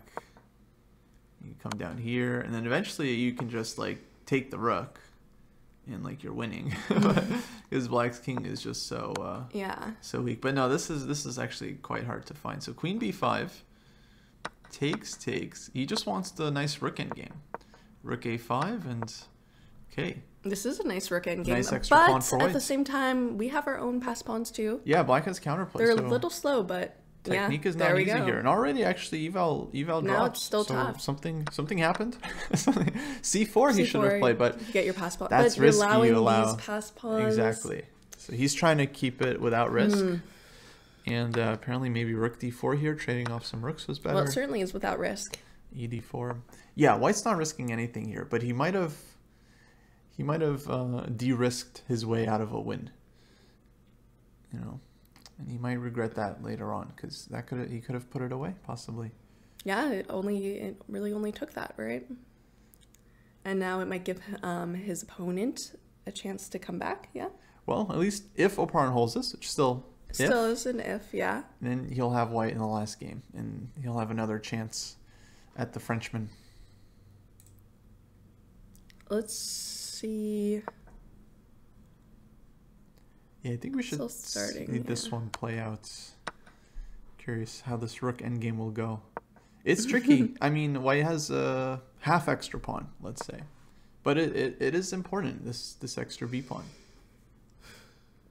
Because someday you might trade one pawn for the other. And then rook d2 here. Yeah, rook d2, exactly. hold on to your pawn. But rook to b3? Ah, but still, white's king can come in and infiltrate, yeah. Come in, exactly. King goes to c4, and you're going to have to give up the pawn. So it's going to be extra pawn here for white, but will he convert? Ooh. And this king is stuck in no man's land. This king's on g8 doing, like, nothing, honestly. King is far. Well, white's doing well. No hard defense ahead here for Oparin. And he's thinking, and also look at the time. It's 5 minutes and 40 seconds to 1 minute and 36. That's not... It's not good. Not good. Not good. Not good, but we've seen harder holds be held. Mm-hmm. We have. King d4. Yeah, so we're kind of seeing the ideas. The king whips around. Exactly. King e6. King d3. Take the pawn. Oh no, b4. B4. Get much it more stronger. advanced? Take the pawn with the rook. Ooh, MVL. No, he's feeling it now. He's feeling it now. He's eating his Wheaties. Yeah. He studied his rook endgames today. Ooh, no, Oparin taking more time because he realizes this is very, very dangerous. Because white has an extra pawn, more active pieces. It's a lot. It's still totally holdable. You think so? I think so. Okay. I do. I think so. I mean, with time, it's a little tough, but he's a sneaky player. He's got things. There's chances. There's ways. Yeah, I mean, all rook endgames are drawn. But MVL really wants this. He wants the easy win. He doesn't want to keep playing. Yeah. Okay, rook okay, h8. swings around. h3 now, I think. Just hold on to the pawn. Could you just keep pushing and ignore completely, or is that dangerous? You could try b5, rook h2, b6. h3? No, h3. I think simple. MVL's been playing this game very, like, solidly. Which is a little odd because he can calculate like 1,000,000 miles a second. But so far it has worked out for him. I mean, he has very serious winning chances here. Okay, king c3. Now take with check. Okay, black's king has gone over. And black can now deal with the b pawn. And as you can see, white switches to the king side. Exactly the right moment. Principle of two weaknesses. As soon as the king is over here, it's going to be hard to push the b pawn, but now you can go after. And also, this rook doesn't really have quick attacks on anything. Yeah, it's a little bit misplaced. He can take on... Yeah. Well, can he? b4. No, but it's going to be a trade. It's going to be rook b7 check. And then his king is just super far, yeah. So he can give check, and he just resigns. Oh, and that's it. Because he can give... If he takes right away, it's rook b7, right? Yeah. You just lose. But if you give check, the problem is white just goes here. Take this way again, check. And your king is far from the action. Game, right? And if king takes, then check anyway. Check here, and that's it. It is donezo. And if you don't take the pawn, then you're 2 pawns down, and it's just hopeless. There's nothing to... So MVL. To really advancing vibe with there. Division 2. Looking very strong. Looking real strong. Let's go to Levon. Levon and Wesley. And this game is heating up. Let's see what happened here. Oof, yeah. Let's see what happened here. See what happened. What's up, Squilzy? Okay, classic Italian game. Part of everyone's repertoire these days. And at some point, Levon played d4. Wowza. Which Compy says is, am I reading that correctly? Double question mark. Okay. D takes e4, knight e5. And this is the live position. Takes and... Tacticos. Yeah, I guess what is happening here? D, E. Bishop takes b3, ef6. Bishop takes d1. Ah, and you hit it with tempo, which is also something we've been seeing. Levon might have miscalculated this. Oh wait, it's his turn, so he hasn't taken back yet. And I think yeah, he has a problem here because if he takes back, then it's just a pawn up for black. And this position, I think black's winning more material. And you're just up an exchange and a pawn. So big miscalculation here from Levon with d4. And Wesley punishing again. Wesley's really been on it today. Yeah, very precise. So the winner of this match plays Oparin, who just lost to MVL. Oparin now gets to wait. And that's it. What, just a healthy extra pawn for Wesley. And he's just going to go for it. But this is the first game of the new match, right? So there's still time to come back there. They'll have second game. But if Wesley wins this as black, oh, folks. That would be really tough to come back Big from. start. I don't think we've seen anyone come back from something like that, right? Not yet. It's a good question. Have we seen any huge comebacks? We've seen Struggling like to huge remember. blunders or huge saves, but I'm not Yeah. sure we've seen match. We definitely seen comebacks. players come back from a 1-0. And probably we have seen someone win with black on demand. Yeah. We also have a game in D3 if you want to check it out. And folks, in approximately 8 minutes, we DoorDashed some food and we'll run down and also get that food and eat while we talk to you. Oh, okay. You want to? We can take turns eating too. Yeah, I thought we'd just take a quick break when we get the food. Like, How I don't fast mind. can you eat your Chipotle? I can man the stream. I might just eat later. Yeah, I might. No. Surprise everyone. The commentators haven't had breakfast yet. No, I'm good. I mean, we'll see. We'll be. We'll figure it out, folks. We'll figure it out. You don't have to be a part of this conversation. I'm all for commentators eating breakfast. But do you want to check out D3 for a second? Yeah. Let's go to D3. Okay, we will switch over to D3 for y'all and transitioning over, getting Z games. And we have a game that is down to the wire here. Oh. Wow. So this is the first match, or the first game of the losers bracket semifinals. Loser semifinal. Yeah. So Niels Grandelius, who lost to Andreken earlier, he's going to play the winner of this match to get a second chance at the grand final. A second chance at the big sauce. The big bucks. Exactly. Okay, Division 3. So what's happening here? White is up 2 pawns. Yeah, and you only get 2 games here, and so you kind of want to win as white. Yeah, definitely. First game But of 2. this isn't like an easy win for white in any way, shape, or form. No, not at all. Black has a lot of counterplay here. You're hitting the C pawn. You're hitting the A pawn. It seems like black might even be okay. But, Despite like having all these extra pawns. yeah.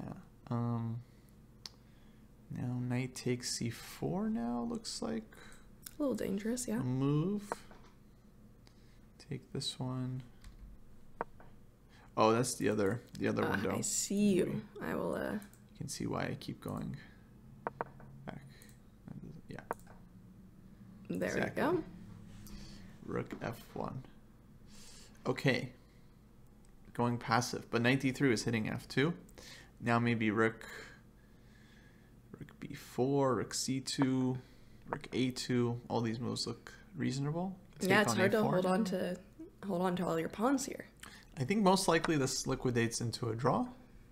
But we'll see. Minlay, he's an amazing bullet player. So this is his territory. And it's 38 seconds to 25 seconds. Yeah. Classical, probably a draw, but it's a little tough to hold. Yeah, 2-second increments, anything can happen for sure.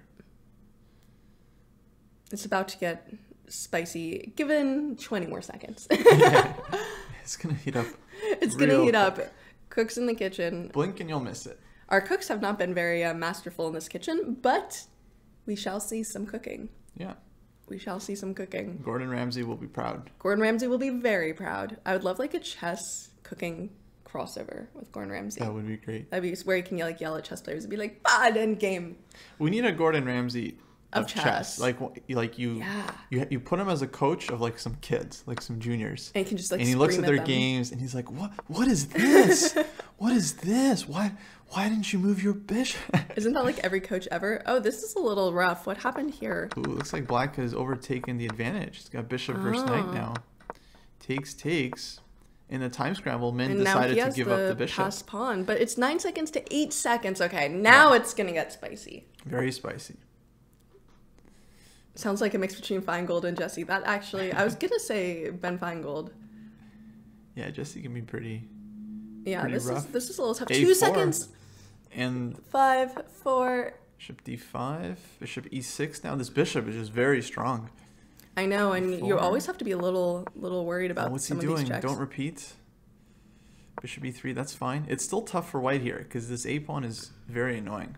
But he just can't seem to find a square for the bishop. And he really wants to press for the win, which could be a bad thing actually here if he really presses for the win. Could mess up, exactly. Loses on time, loses on position. It's really You can get mated really here. tough. Watch out for knight at f6, rook on e8. Yes, that's very hard to stop. Mm-hmm. You have to be so careful. No, all three results possible here on the time scramble. But white here actually is no longer risking because he can just take the bishop and go rook b5, and he's pressing for the win now. So white is also So playing. both I think people are both sides pressing, are kind of playing here. And Min is now advancing on the king side. This isn't so funny for black. Oh, goes back. Okay. Trying to get a little increment maybe. e3, maybe f4 now. It's tough because sometimes you really want that draw and you want that repeat, you know, but yeah, I think actually now black, I think he's now okay with a draw. I think he's realized he can't win any longer. And it's not a huge time difference, but I don't know, 7 seconds, 14 seconds, it can make the difference here. Yeah, no, I think Min Lei feels much more comfortable here in the scramble. Just he seems to be playing like using his time, not panicking. He's improved his position tremendously. Yeah. And who said bullet doesn't help people? Yeah, who said that? Who said bullet doesn't help people? Uh-oh, king g6. Hold on. Now the g-pawn hangs. And you just let it go? Maybe you spoke too soon. Oh, this is scary. But it's a little, But there's no mate. a little sauce. You could give a few checks, get some time back, but your opponent might also get some time back. Black is up a pawn now. Oh, and it's swinging. And now he's the one with 1 second to flag. Just in the nick of time. Rook b1. Okay, I think now white's okay with a draw. Oh my, and look at the time scramble. The king's oh, don't flag. This is giving us a heart attack here. Oh no, Are they going to take a draw? Are they going to take a draw? No, no way. Black wins this. You think black's going to win this? Black wins this. Yeah, he's bringing the king in. You just give checks and just try to survive. Knight c6. Okay, knights are tricky. Okay, Rook run. b5 and king comes in. You start running the a pawn. Oh, a3 right away. Oh my god. Oh my god.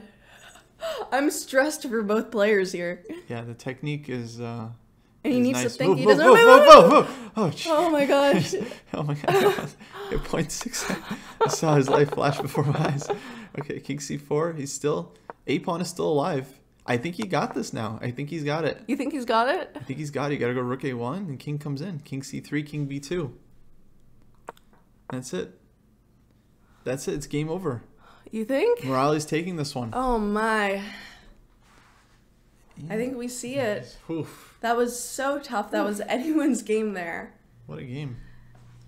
What a game, man. But Min Lei, I mean, he had many chances to draw that, I gotta say. And thank you, Lily, for the stream.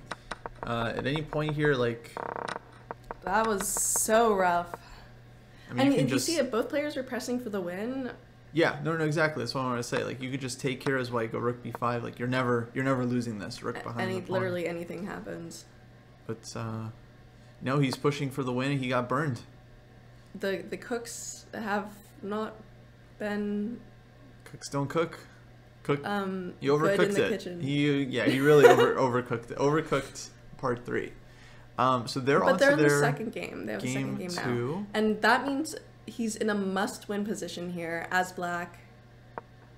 Yeah, let's go to Division 2. We got Levon. We shall take a look against Wesley. And they're in their first game. Queen endgame. This was the one where Wesley has the extra pawn. Looks like he's kept the extra pawn. So bravo, Wesley. Wesley's just been playing great today. Yeah, very nice. He's really on it. And he's trying to convert this. And he's got chances. Queen endgame's notoriously difficult to defend. So he's gonna push. Yeah, he has a little more time. Maybe we flip the board. See it from the stronger side. I like doing that too. Yeah, it's more fun. It's a little more fun. You kind of want to convert. You kind of want to see it. You want to see it. Yeah. Although we have seen some great saves from Aronian lately. So what you gonna do with that? Yeah, Levon, very slippery as a player. Very slippery. But king e6, that king is coming in. He wants to go king d5, king c4, king b3. Start picking off pawns. He takes this one. Then you'll have too much distractions. Yeah. Yeah. Maybe even if you can trade queens. Queen trade would be very nice for black. Yeah. Yeah. That'd be instant win. You have the extra You have this pawn. distraction pawn. But the time's equalizing here. Yeah. Time's equalizing. So Levon holding for now, but we'll see. We'll see. It's an important moment. It's hard. You have to just do nothing. Queen g8 check. Okay, gives checks. It's hard to know when to do nothing, too, because your position can easily just be destroyed. You move around a little bit, and you're just kaputs. Okay. Now what? Queen f7 maybe for black? Or do you move the king up? Okay, queen f7. Queen g4 check. You still got king d5.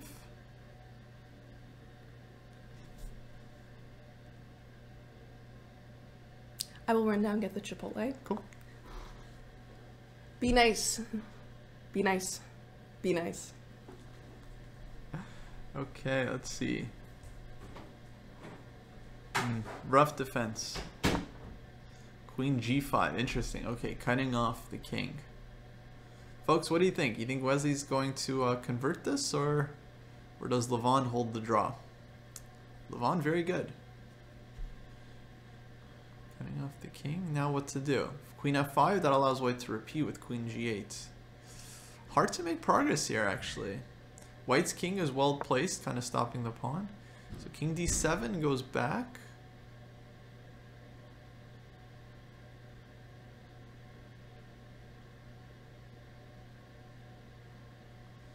And now maybe looking to come up this way. But you got to be careful. You don't want to get yourself accidentally mated somehow. Can we update the brackets? Yes, actually. That's a good idea. Give me 1 second here, folks.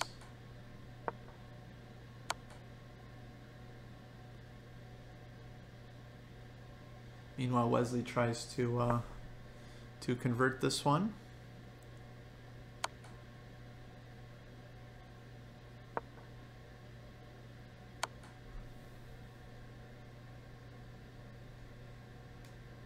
And then we'll get the new brackets up momentarily. Oh, oops, let's go back.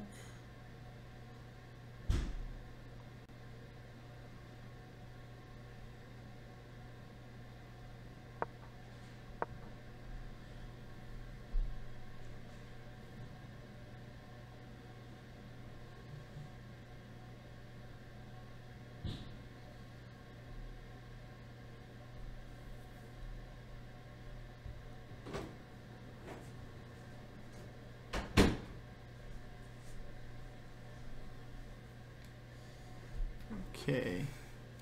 And it's down to the wire here. Yes, it is. We have 13 seconds, 11 seconds to 48 seconds.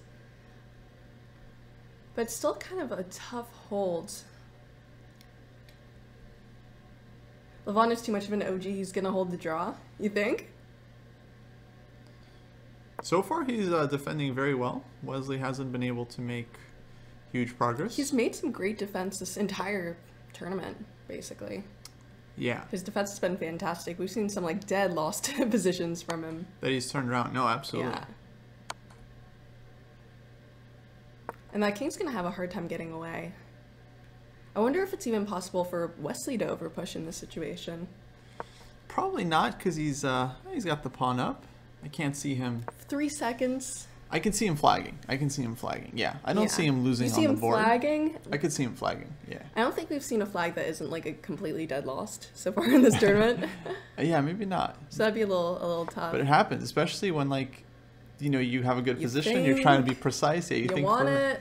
1 second too long. No, it's over now. Now it's just immediate draw. Okay, perpetual happening on the board. But that's still kind of a win in Wesley's book here, because never mind. Oh. Levon says, what perpetual? I guess he wants to flag him? Let's play on Wesley. Yeah, he's got nothing to No, lose. that makes sense. That makes sense because you don't want to be in a position where you're down and you have to win with black. But no, I think he's just going to make the draw. Okay, I see it, yeah. He just wanted to sputter around a bit. Okay, they're on to their game 2. And so we have 2 matches going on. This one and the Karthikeyan Min Lei match. Yeah, I was thinking while we eat our food, we can put up a game, one of the games on the board. Sure. You want to take a quick break or? Yeah, maybe just like quick food break. Okay, yeah, no worries. Here, let's jump to... Well, it's not super adventurous. Division 3. This is their... Whoa. Okay, well, actually, Whoa. maybe we should take a look. Yeah. No, Jules, if you want to go eat real quick, I can... No, it's can okay, help the okay. stream. No, It's we totally can we fine. can take a quick look. Okay. We'll Because I'm offering selfishly, like you can take your break and then I'll I'll take my break later. and then we'll have this. Okay. So, very well. Totally I up will to eat you. my food. Yeah. And because we'll have more matches Yeah, later for a anyway. little. So. I won't be too long. All right, great. Folks, nothing worse than a hungry commentator. And all right, so let's catch up with what's happening here though, because Karthikeyan is already up 1 point in this match, and looks like this one just went very wrong for Min Lei. So I'm just curious. Let's look at the opening. We had Rui Lopez. Okay, some trendy bishop c5 97 stuff. d5, black strikes back in the center. White takes on c6. And Morali here just needs a draw with white, so he plays this very solidly. And queen h4 and just sacrificing the queen side. But looks like white was able to defend this one. g3 and 97 check. Wow, that's a nice one. Okay, that is really nice. If takes, there's knight to d5, which is yeah, that's a nice trick. So king h8, knight d5 anyway, and white would be winning material. Takes here, takes. Rook e1. Ooh, very nice play from Morali. He's just feeling it. He's got the back rank. If rook takes, then queen takes, and you're threatening queen e8 mate. Looks great for white. Looks fantastic. And he's still up a pawn. And this knight on h3 also just seems stranded. So Engine is giving a huge score for white. I think that's because this knight on h3 is kind of it's kind of a goner in the long run. So now you have queen e2 as an option, knight e7, queen e3 as well. Yeah, a lot of good moves for white. So it looks like Morali is going to be winning this one. In the meantime, why don't we fix the other brackets here real quick. Got division 2. Those. There's our division 2 brackets.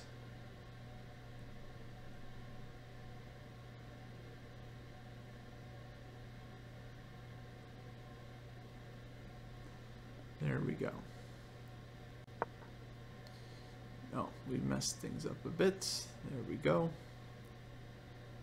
Queen e3, nice move. He's got the back rank threat with queen e8 check.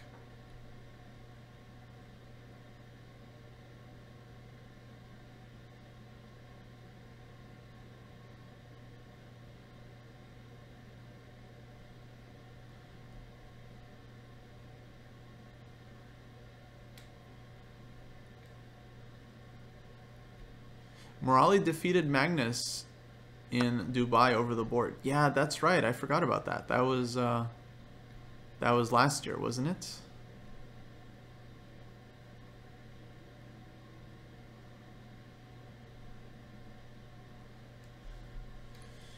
Wait, I'm messing this up.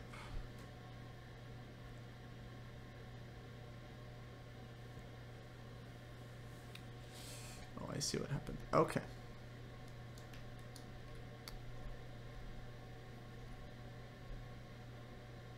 He takes h6. Man, Morali is just on fire. And that's it. I mean, this game is over. This match is over. Min, he's going to keep fighting, but his opponent is just too strong. Especially after that first game, winning that time scramble in the end game. That was not easy. And that's a King H3, and that's resigns. So Morali, he wins the semi-final. And that means next he is going to play Niels Grandelius, folks. You can see in the bracket below. Currently updating it for Division 2 as well.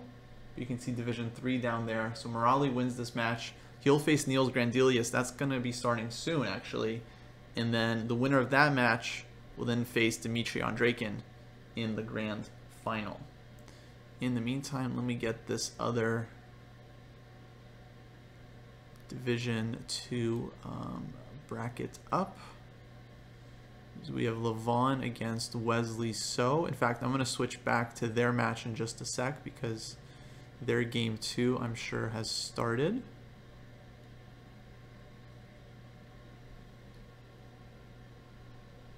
And yeah, let's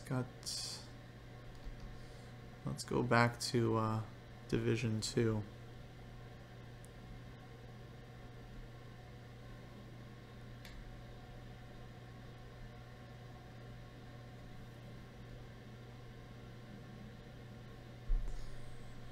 Okay, Division 2, let's find our live game. And So against Aronian, they haven't started their game 2 yet. This should be starting very soon. And there we go.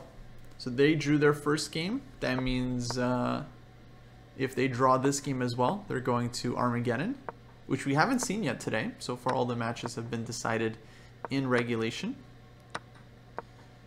And oh, Wesley looks like he's just making a draw. Looks like he's going for the Berlin draw. He's like, I'm not going to try with white. Let's just go to Armageddon. Okay. Interesting decision. We'll see if it works out for him. This makes our job easy. Lifeless draw. The players move to Armageddon. Very interesting. Okay, so we'll be seeing Armageddon there soon. The winner of this match plays Oparin, and then the winner of that match will play MVL in the grand final. But looks like they're gonna put their bids in for the Armageddon, and then they'll be starting soon. Okay, so how does Armageddon work? Basically, both players put up a bid. How much time they're willing to take in order to take the black pieces and have draw odds. Draw odds very valuable. We've seen black win a lot of games in Armageddon since they draw, and then they win in the case of a draw. So players have been bidding anywhere from like 7.5 minutes, somewhere in that range, in order to take black. And so whoever bids lower will get the black pieces along with their bid. And I think they maybe even get to choose to play against their opponent's bid if they want to with white. But yeah, the player that bids lower typically will get black with their bid, so they'll have less time, and it's a no increment game. So white will have 10 minutes, black will have something like 7.5 minutes. No increment, that's a big advantage for the side with extra time, but black has draw odds. So that's kind of how it balances it out. It forces a winner, and yeah, that's why they call it Armageddon.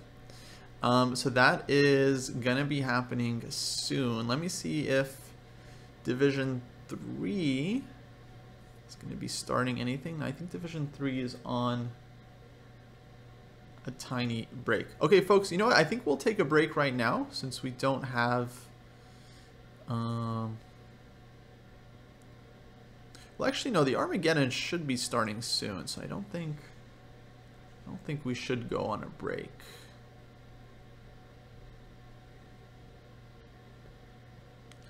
Because the Armageddon is going to be coming up, and we're gonna wanna catch that. But they're submitting their bids, they're setting it all up. Oh, looks like Division 3 lower finals have begun. That is exciting. Let's see if we can find those games. We got Morali Karthikeyan against Niels Grandelius. The Division 3 losers bracket final. But where is that game? Hello, hello, hello. I had a couple bites of my food. Nice. Great. Nothing happening yet. Levon and Wesley going to Armageddon. That game hasn't started yet, and here we are going to have the first game in Division 3 losers bracket final between Murali Karthikeyan and Niels Grandelius. Karthikeyan just winning 2-0 against Min Lei. Wow. Well, it looks like Armageddon has started. Okay, and we have the bids, and the bids were pretty low. Wow, and they're very close. Guys, Wesley bid 7 minutes and 9 seconds, and Levon bid 6 minutes and 58 seconds. So that's a very, very close bid. Yeah, very close. And we see them getting a little bit lower, so players wanting to play black. Well, especially, I think, with this matchup, right? Oh, yeah. And I mean, in the Wesley-Levon game, I mean, we can go back there solid. because this is game 1. I mean, Wesley in his white game, he just went for the Berlin draw. So if you're Levon, you're thinking, all right, if this is the best you can do, and yeah, I'll take black in the Armageddon game. Thank you very much. And here we have it. Of course, no Berlin draw this time. Wesley in a must-win situation. And bishop g5, knight c3. Okay, h6, bishop e3. And big game, big game. I love seeing Wesley in must-win situations because it brings the tiger out, you know? Yes. There's a saying that, like, sometimes every now and then, I forget if it was you who told me this, but every now and then someone tries to beat Wesley, and that's when he, like, goes claws out and, like... yeah, big mistake. Yeah, don't ever try to beat Wesley. Big Dead mistake. draw, okay, fine. But if you try to beat him, he will come out with a vengeance. What? No, he'll mess you up. Yeah. Yeah. Yeah, it's like those cats, you know, that, and he likes cats, too. He likes cats? He likes cats, and it's that cat who, like, it looks very cute in the corner, you know, and you go to pet it, and it's doing nothing, it's just, like, doing itself. You go to pet it, and it's like, you know? Yeah. That is Wesley, That's and you try Wesley, to beat him. in a nutshell. So this one was an interesting opening, because Levon, already having developed his bishop b4 he plays, takes on c3 unprovoked, and just gives up the dark squared bishop. MX Farce, thank you so much for subscribing. I really appreciate it. You're amazing. And now we've got this, and it's looks strategically balanced. 2 bishops for white, but kind of a weak structure. But I'd say this is good chances for Wesley. I mean, he has to win the game. Is it really that weak of a structure, though? Because you're going to push d4, right, eventually? Yeah. No, I think white's... well, maybe that's what c5 is. White's comfortable here, but yeah. no, d4 will happen as long as e-pawn doesn't hang. So yeah, I think he's defending this one. And then either d4 or f4 also could be on the agenda. Well, let's back up from the other game. So hear these move sounds. And okay, b6 from Levon. So Levon, he definitely took a big time disadvantage and no increment in this game, folks. So flagging 5 minutes to 8 minutes. Very much on the table. He just wanted it, though. You can't blame him. Yeah, I mean, these guys... After the Berlin draw, do you really want to get into another Berlin draw and try to win? Right, like now you gotta beat the Berlin as well. Yeah, you gotta beat the Berlin. Good luck. Have fun with that. So both players bidding to play the Berlin. And okay, he takes, and d5 striking back in the center. Interesting. e5 here would be the natural instinct, just taking space. And maybe knight h7. And also a huge misconception with players, I know around my rating, around a little lower rated, is sometimes they'll completely like write off certain openings, playing certain openings because they think it's drawish, because it's drawish at the upper levels. But what is drawish for a Wesley So and Levon is not drawish for the majority of people. So don't get scared from your Berlins, don't get scared from your Petrovs. Absolutely, that's definitely a pet peeve when people are like, "Oh, I don't want to play Berlin; it's too drawish." Like, bro, you're 1200, right? No one's gonna want to draw you. Right? No offense, bro, but like, you don't gotta worry about that right now. And I actually kind of like this. What do you even call this? It's like pawn upside down pyramid. Maybe like I think it's like a diamond structure. Yeah, you're gonna get this. Yeah, you get the then it's diamonds. gonna be a diamond. So queen f3. Not really caring about the dark squares. That bishop doesn't really. Well, no. If knight f4, he's got the rook. Oh, the rook's gonna just snack on. Whoops. Whoops! I broke everything. But then you're gonna get bishop b7. Where though? Because the queen will. Bishop b7 here. Yeah, or is there some sort of c4 shenanigans? Oh, he does take. Okay. Hold on. Tacticos? He's sacrificing the exchange. So maybe queen a8, he has queen g5 in mind. Because but you're gonna get immediately attacked and g2 is covered. Yeah. So what does that... I don't know if it's enough for Levon, but... Maybe you have some sort of bishop takes h3 shenanigans. Well, that's why I want to start with queen g5, because then bishop h3, white can't trade the queens off. And Yeah, you're instead you have to be dealing with careful. the attack. So Wow. Wesley's thinking about it here. He's like not taking this rook. I'm curious. Let's check with Compy. Yeah, Compy says if you take, you're in trouble after queen g5. Queen g5. Knight h3 is also a huge threat.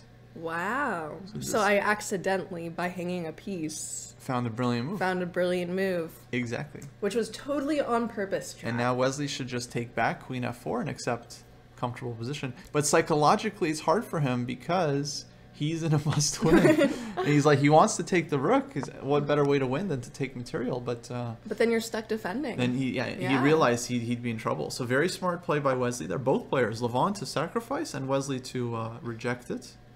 But Wesley's still pushing. He's pushing. He's massaging those pawns. Yeah. Which pawns? With these ones. You massage them up to like what? Ah, C4? I see. Got it. Yes. Yes. Okay, a5. Levon massaging his own pawns. No? I thought it was it doesn't work quite as well.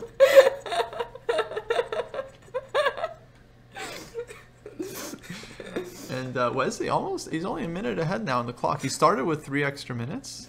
Here he's only up 1. So Levon catching up on time. But if he gets into a time scramble, Wesley's very fast. Yes. Very, very fast. Yes, his blitz accounts. He's very good at blitz. Now his bullet is amazing. We've seen him too. we've seen him beat And Hikaru even. Nice move. Just bring all the pieces. This is actually looking a little scary for black. You got rook g3, rook f1, little knight f6 check in the air. Little knight f6 checky check check. Yeah, little checky check check. Checky check check. Ooh, queen b8. Offering an endgame. Of course he's offering the endgame.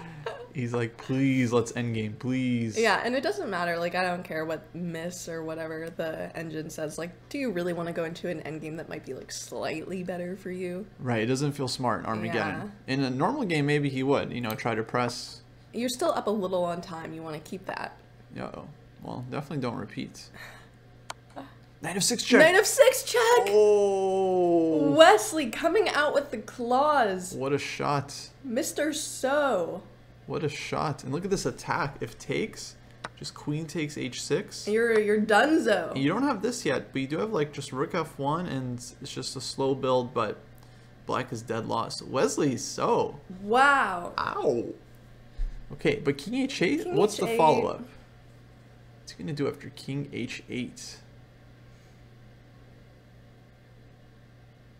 Levon, he wants to take the horse, but He's not going to take the horse. Then king h8 only move, I would suggest. King h8. Levon, you got no increments. Move. Move. Move.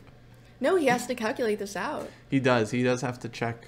Because maybe white only has a perpetual, right? And then you take the knights. Then you're fine. Then you're golden. But well, there's an old saying. If how does it go? If tall and he takes! Oh, he does take. He takes. Uh-oh. Oh my. Uh-oh. Bishop f5. Tries to defend. Rook f1 though. By the way, he also had rook a4 computer Which makes move. a lot of sense. I don't know if that's quite a computer move, yeah? I'm just saying that because I saw the computer. So for me, it's a computer move. But that would have been killer. Rook f1 also strong. Wow. And rook f4, rook h4. No, this is over. This is tough. This is going to be very, very hard to defend against. Yeah. We'll finish this out and then we'll see what happens. We can look at what happened if king h8 as well, because I'm personally kind of curious about that one. Yeah, we can go back to that moment. Absolutely. But look at Wesley coming with claws out. Rook f4. Oh. How do you stop this? See, this is Wesley So. This is Wesley So. What's not Wesley So is like the Berlin draw he made last game. Maybe that's also what. This is a different Wesley So. This is the Wesley So that we have come to know and love for many years. And yeah, Levon, he has to give up the queen. Gives the queen. Just to avoid mate, because rook h4, we should say, is just too strong of a threat. that was the Queen best h8. move. You have to give up the queen. So he's And trying then to you're hold on, but stuck in this like very, very sad position. he's still dead lost because the king is weak. White has h4, h5. Yeah, like ideas, even if rook g3. you had equal material here, it'd be a little tough. Yeah. Out of curiosity, do you mind if we look at the king g8? Yeah, let's go back, because I think Wesley will convert this. So you go here. So king h8 was only King move. h8. And I think what he wanted was rook e5 to avoid the queen trade. 5. And It looks nice for white. You're putting pressure on the king side. You know, you're trying to build yeah, up. you can just kind of keep it. Like, yeah, some knight h5 somewhere. You don't really have to worry about it. Yeah. But this is what he should have done, because it's not yet losing for black. Like, he can still fight back and defend d4 or rook d8, a4. But yeah, he took, I guess, just underestimating the danger, because this was just very strong. And I don't. It's not clear what he missed. Maybe it was just a practical decision. And a chatter says Wesley's never this aggressive. What we were just talking about earlier is, you know, you really see this come out when he needs the win or when someone tries to overpush against Wesley. Like, he can be extraordinarily aggressive. Yeah. Very strong blitz player, very strong bullet player.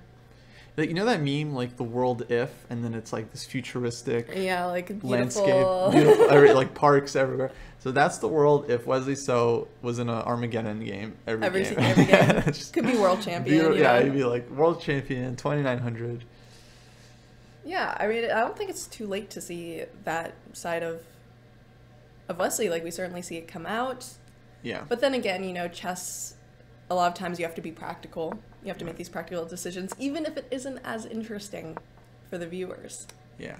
But this is plenty interesting. But class is permanent. Okay, h5. He could have just taken this a-pawn last move with rook a3, but he goes h5. Yes, it is. And now Levon maybe has a chance to take and rook e1 check. And then a2. I think that's still very good for white, but at least it's a chance. No, Tom, this was the losers semifinal. The winner of this match will play Grigory Oparin. In the final. In the losers final, exactly. Okay, takes.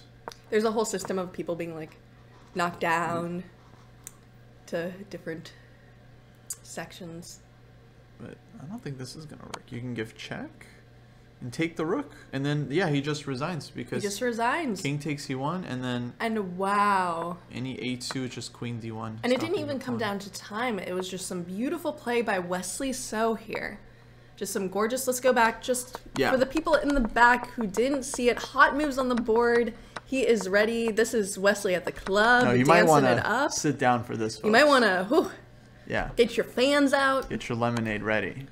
Knight f6, and it's beautiful. We looked at what happens with the King of Voids, but he goes for it. He does not see as big of a threat. Queen takes. Everything is just coming in here, and you are forced to take this queen for a rook exchange. Like, just give not up the give queen it. Give up the queen, and then it's just over. Yeah. Just some beautiful play by Wesley So. Absolutely. Ronian's also had a great run, but he is unfortunately knocked out. He's out. Bringing us to this crazy matchup. Yeah. Next, we're going to get the losers final between Wesley So and Grigory Oparin. And that, folks, was your chess.com moment of the day. Well, we don't know, actually. No, we don't know. We don't know. All right. In case it was, clip it and ship it. For us. Yeah, clip it and ship it. We need content too, guys. It's rough. Okay, let's quickly switch to Division 3. Yeah, where we have our I think it's our winners bracket. Yeah. This is the losers final. So Division 3 is a little bit ahead. They're already on their losers final with Karthikeyan against Grand Delius. And this is okay. How did this one? How did the cookie get scrambled here? Jules, maybe I'll take my break now. Yes, go ahead. So we got this game, and then I guess the So game against Oparin should start at some point. That will be starting pretty soon, guys. I will keep us updated on that. He'll eat quickly. If not, I'll send him very aggressive text messages. Yeah. But let's see what happened here.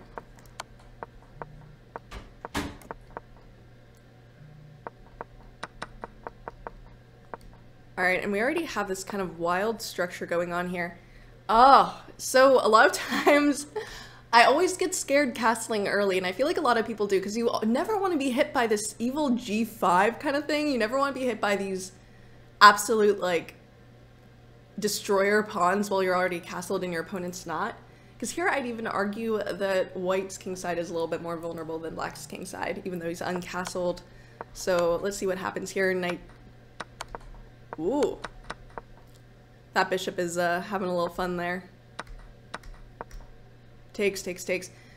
It feels like this is blocking it out a little in his perfect world. Maybe he can even get in something like a G4 here. Let's see if that goes down. Yeah, G4 top move.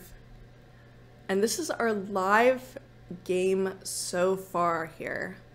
Our live game so far, and this is for the final sauce, y'all. This is the final losers bracket game.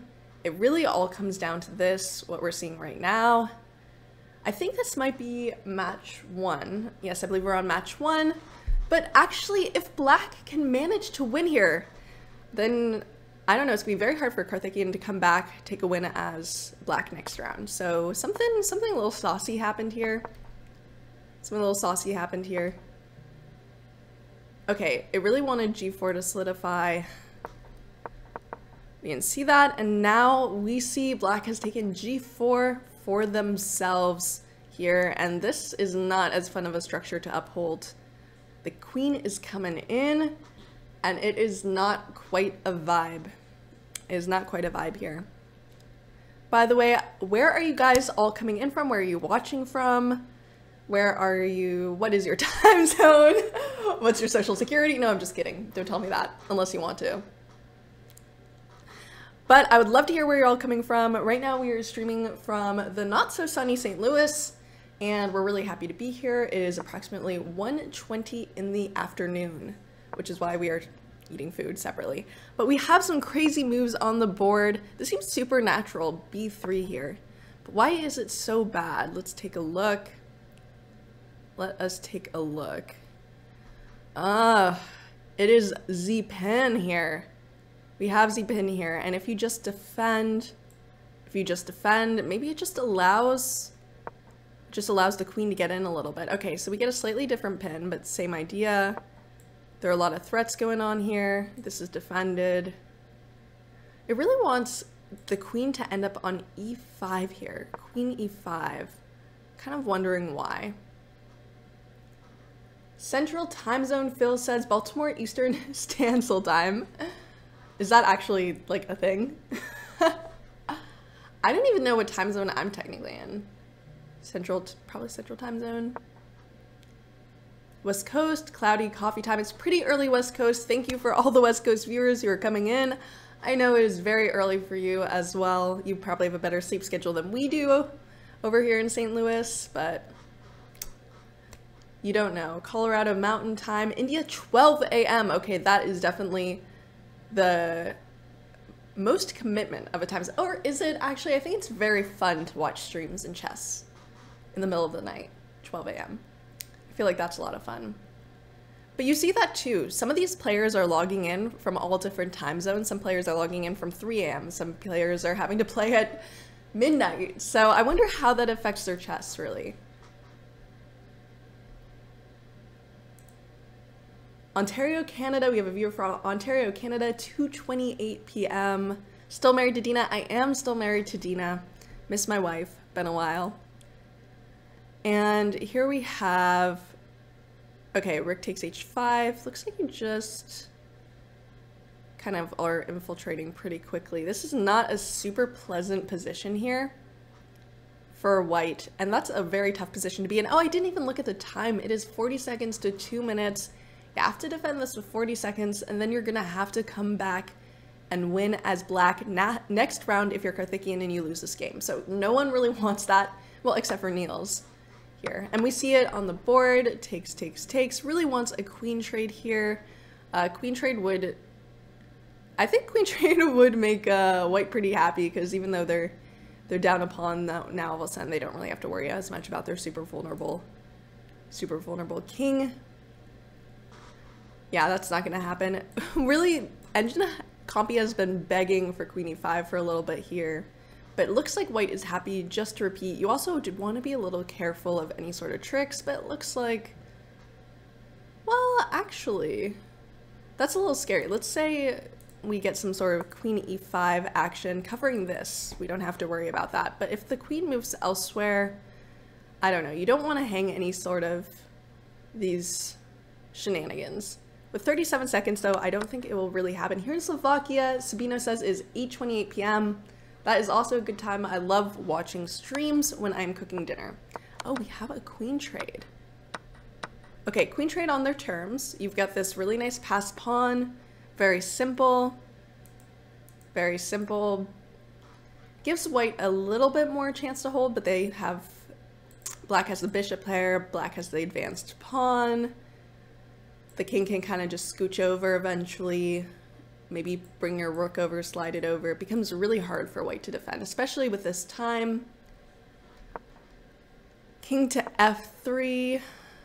Bishop, save your bishop. Please, please save your bishop. We've seen mouse slips though. It happens. Anything can happen here. Knight d1. Knight needs to swing around, put some more pressure on this pawn. We really want to keep this pawn if you're Niels here. You really want to keep this pawn.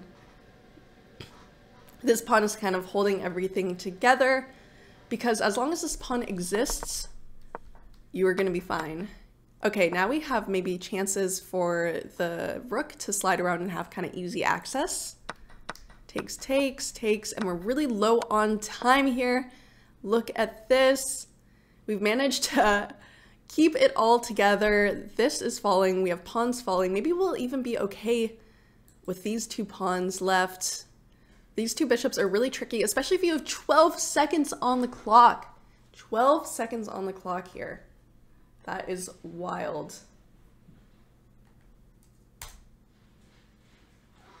Absolutely wild here. I'll try to scooch over a little bit, even set the gain up a little bit, but we'll stay on the live board.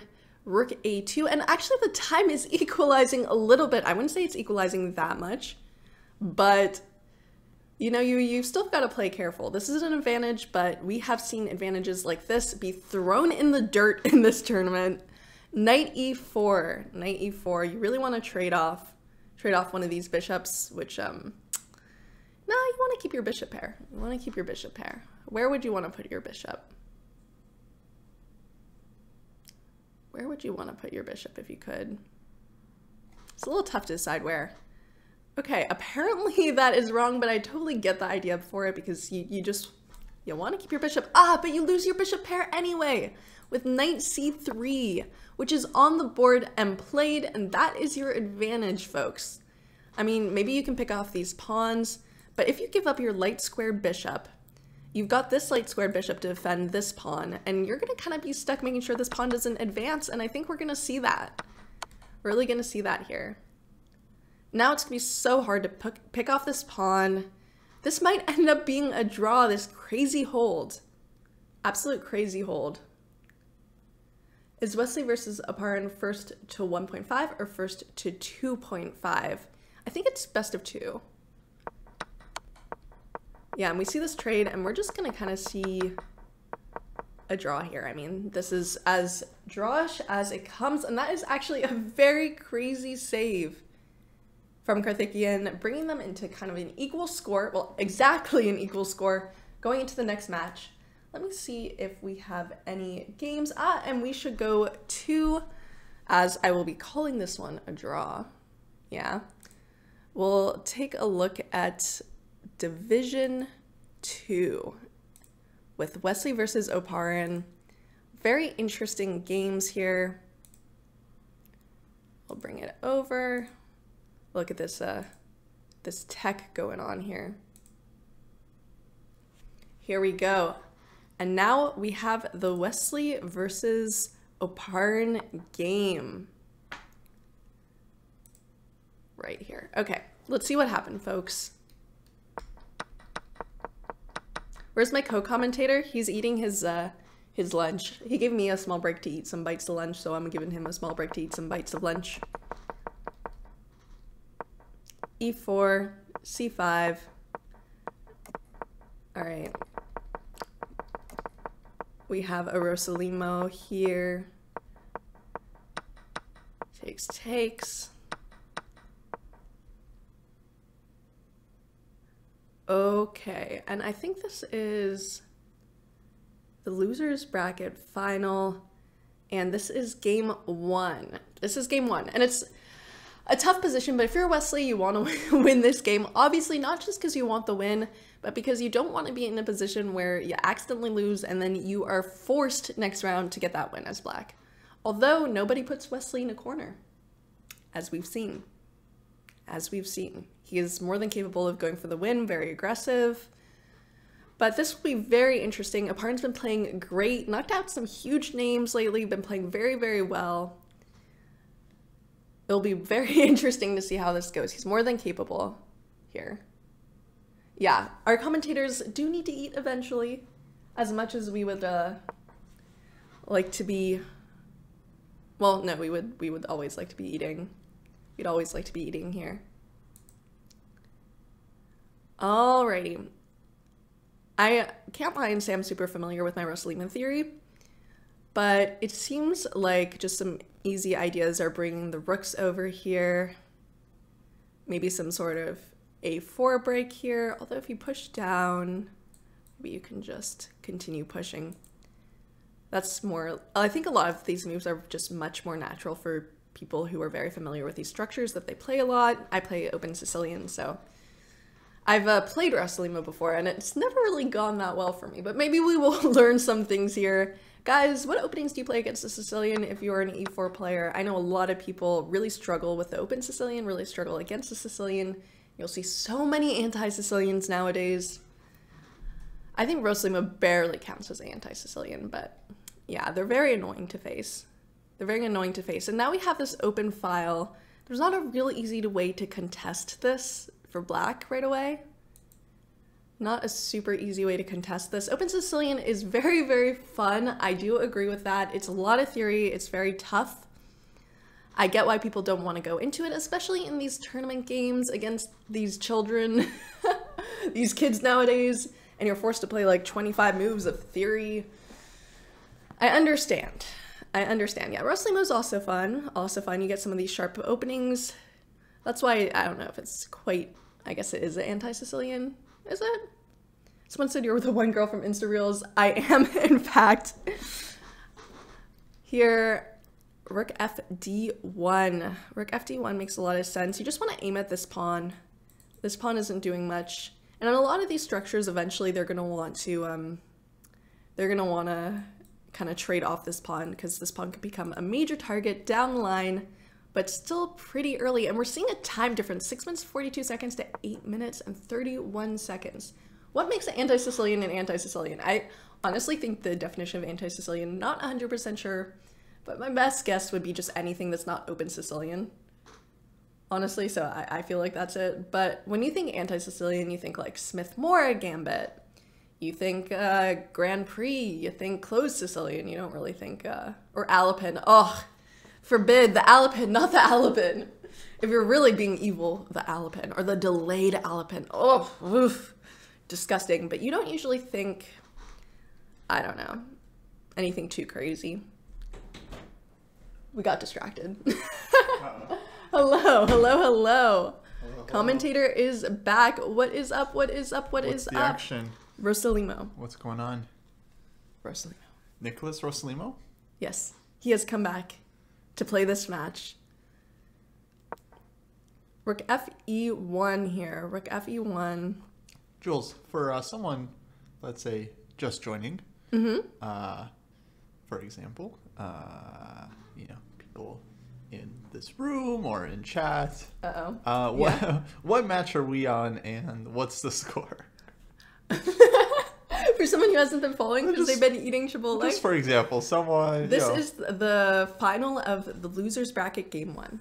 Got it. For Division 2. Division 2, losers final. Losers final. Okay, that means the winner plays Dmitry Andreikin in the grand final. Is that correct? Yeah.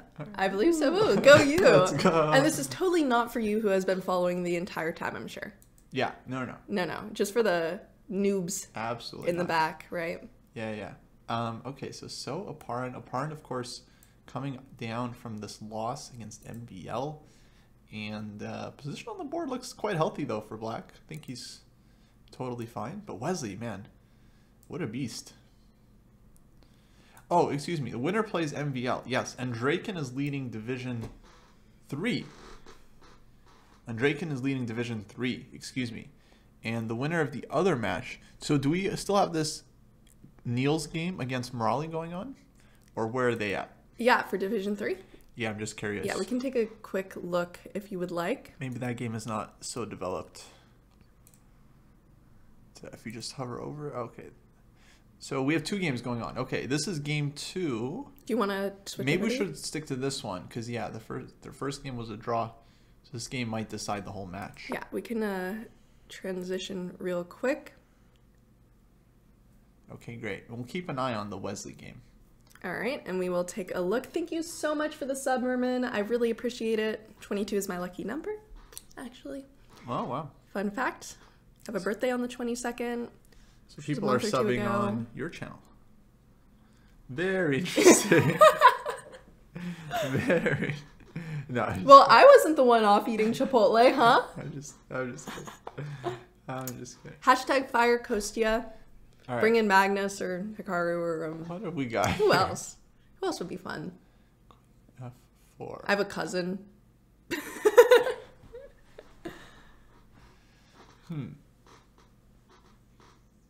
What can we say about this position? It looks like White is putting some pressure. He's hitting C7, but Black has like a couple ways to defend this guy. Yeah, winner plays MVL, I believe, for Division 2. The winner of this plays On Draken. That's right. Yes. Okay. I appreciate that. Always happy for the sub. It's a great way to support every channel and our great commentators, our great channel, including all, except for Kostya. Your humble commentators. Except for Kostya. Except for... Not Kostya. What? Not Kostya. Why not? Just kidding. Just kidding. Wait, hold on, folks. It's always fun to bully Kostya. Lots of fun. We very much enjoy it here. And as we go on, just making sure we aren't super oversaturated as we're looking at this game. Here, it's just saturated enough. Looks like Karthikeyan's really tanking in this first one. And, I mean, he just won a great match against Minlay, so he should be feeling confident.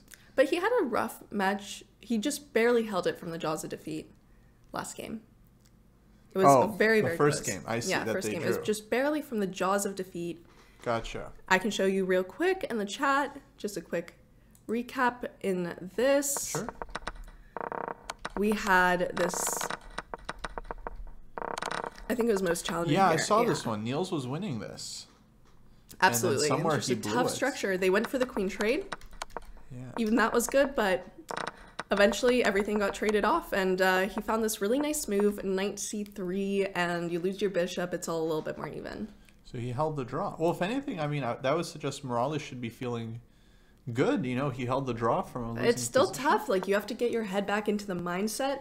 Hello, HPV Bat. I am doing well. How are you, Kostya? Doing great. Enjoyed your Chipotle? Exciting games. Yes, Very much. exciting. Very much so. Very much so. And here we have it.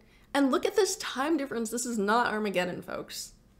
3 minutes to 7 minutes and 56 seconds. Big advantage for Niels on the clock. The question is, can he actually do anything on the board? Like, I don't. Yeah, it looks a little dry. He has this e-file, which is pretty. So I'm wondering if he's got some queen e3, queen e5.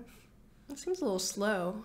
I think bishop c6 Black has to defend against everything. If we do get into the end game, this bishop pair could be sassy. I mean, right now everything's being held down a little bit. You can't really move any of your pieces. Mm-hmm. But maybe simplifying would not be a bad strategy for Black here. I think given the chance, yeah, Black would be happy with an endgame as long as, you know, you don't get like completely tied down on the back rank or something.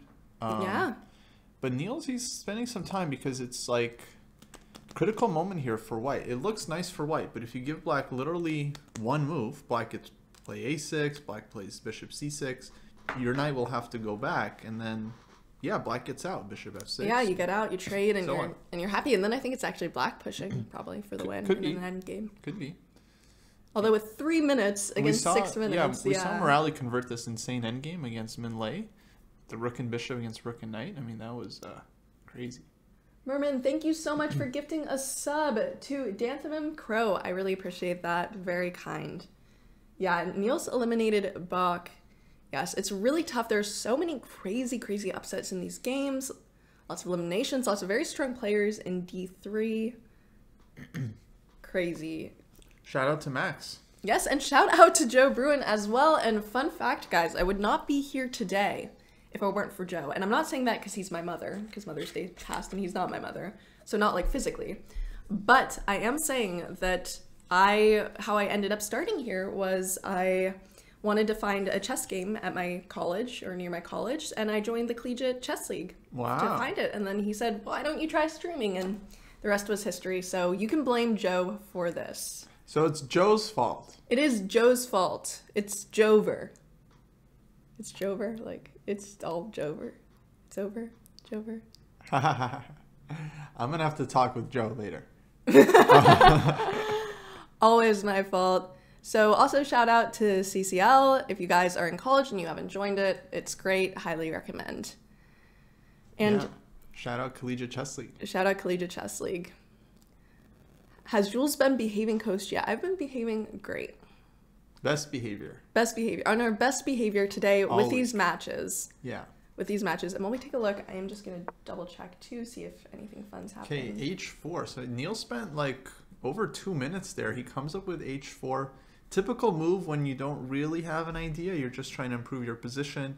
You make luft for your own king. You look to advance on the king side. So what I'm saying is he had nothing more direct, like any kind of bishop D3 or queen E5.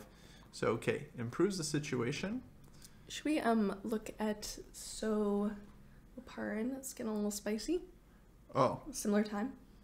Okay. All right, let's switch back. Division 2.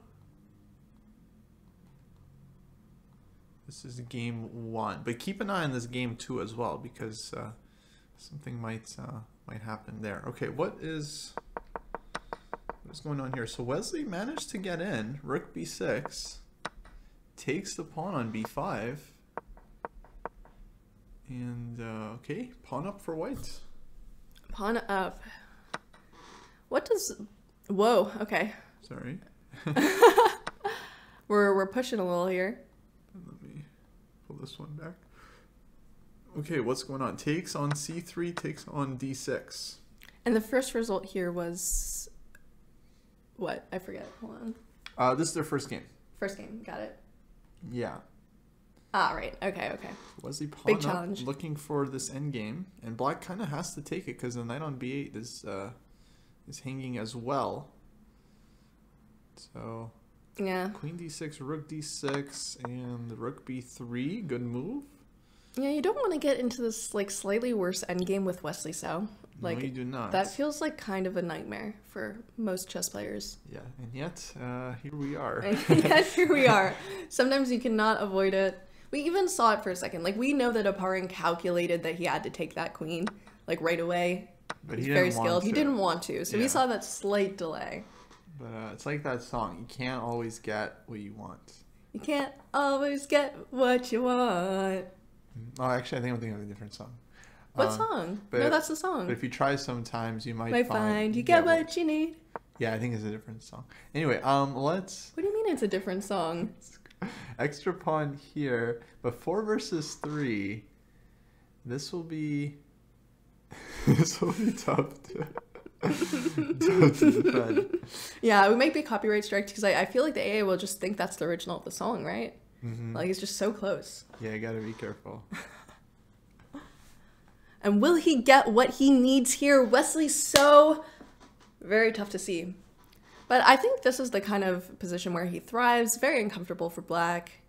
2 minutes to 2 minutes and 50 seconds. Yeah. And Wesley So has been on fire today as well. Yeah, no, playing very well. Today especially. He knocked out Levon Aronian, which was pretty huge. Yeah. And Levon's also been playing great too. It'll be interesting how he approaches this, because this is not an easy endgame to convert. For example, if this was just like a pure rook endgame, like you trade off some pieces, then usually that's a draw, 4 versus 3. If you get similar color bishop endgame, usually that's a draw, 4 versus 3.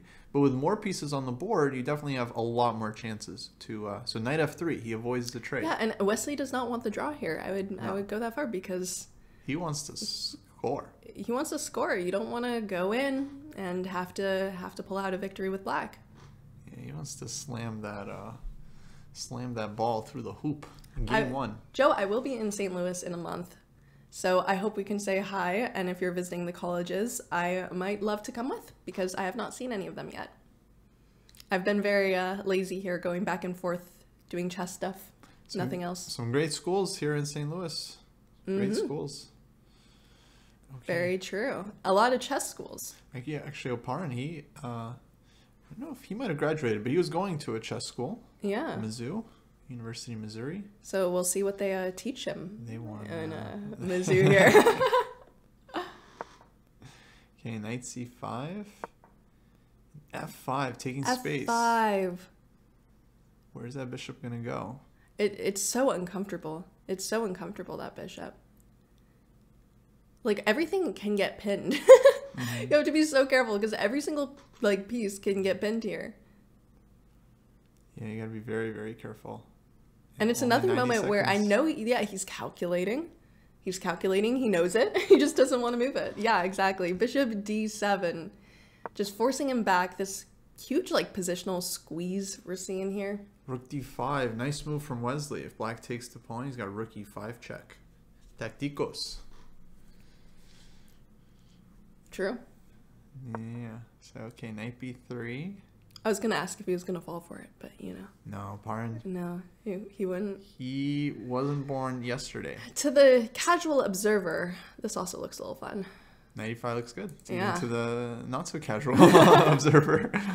I mean, you see a hole, you want to put your knight there. Knight e5 looks nice. Yeah, and they're not going to want to ever kick your knight because outposties. Exactly, you make too many weaknesses. Knight e5. Knight e5. Wesley So and me, two very similar chess players. Wesley, casual observer. Casual observer. Wesley So. Spectator. Basically a tourist. Chess tourist, exactly. Okay, rook d4, looking for a rook trade. Would we go for it? I think he might. I mean, where else is this rook going? Rook e5 check looks a little... Yeah, you could... in the way. Yeah, and you don't want to risk any sort of knight shenanigans here where you have to defend a bunch of pieces. Oh, knight f4. And trading on his terms where he gets the outpost. Very smart. Very smart. Very smart. Parn's not going to like that, but he might not have a choice. Yeah, bishop c6. He's like, no, you trade. You trade. I think now that he's insisting, it's like, all right, if you insist. Rook d4. And I guess as pieces come off the board, this bishop might be able to get a little more active. Yeah. So, this Wesley guy knows how to pieces move. Yeah, I know. Crazy, right? 30 seconds. They can play chess. Does he know how the clock moves? Because it's moving fast right now. Wesley, you got to hurry up. You got to move, Wesley. And he is such a strong blitz and bullet player, but you do not want to get down on time. Rook e3. What a shot. What a shot. Oh, my God. Oh my God, this is trouble for black. Knight is hanging. If bishop d5, knight d5 check, and knight on b3 hangs. So he has to find only move rook b4. Rook b4 to hang on. It is tough. Oh, takes. Oh. Wait. Okay. Takes. Well, he's won 2 pieces for the rook. Look at that. Now it's very good winning chances for white. It's not over. Wesley So is just playing like an absolute beast today. Machina. Absolute beast. And Oparin's also been really, really on this entire tournament. But Wesley seems to be a little bit more unstoppable today. Yeah, in his tactics today. Yeah. King f2 now, just support the knight. So 2 pieces versus the rook, guys.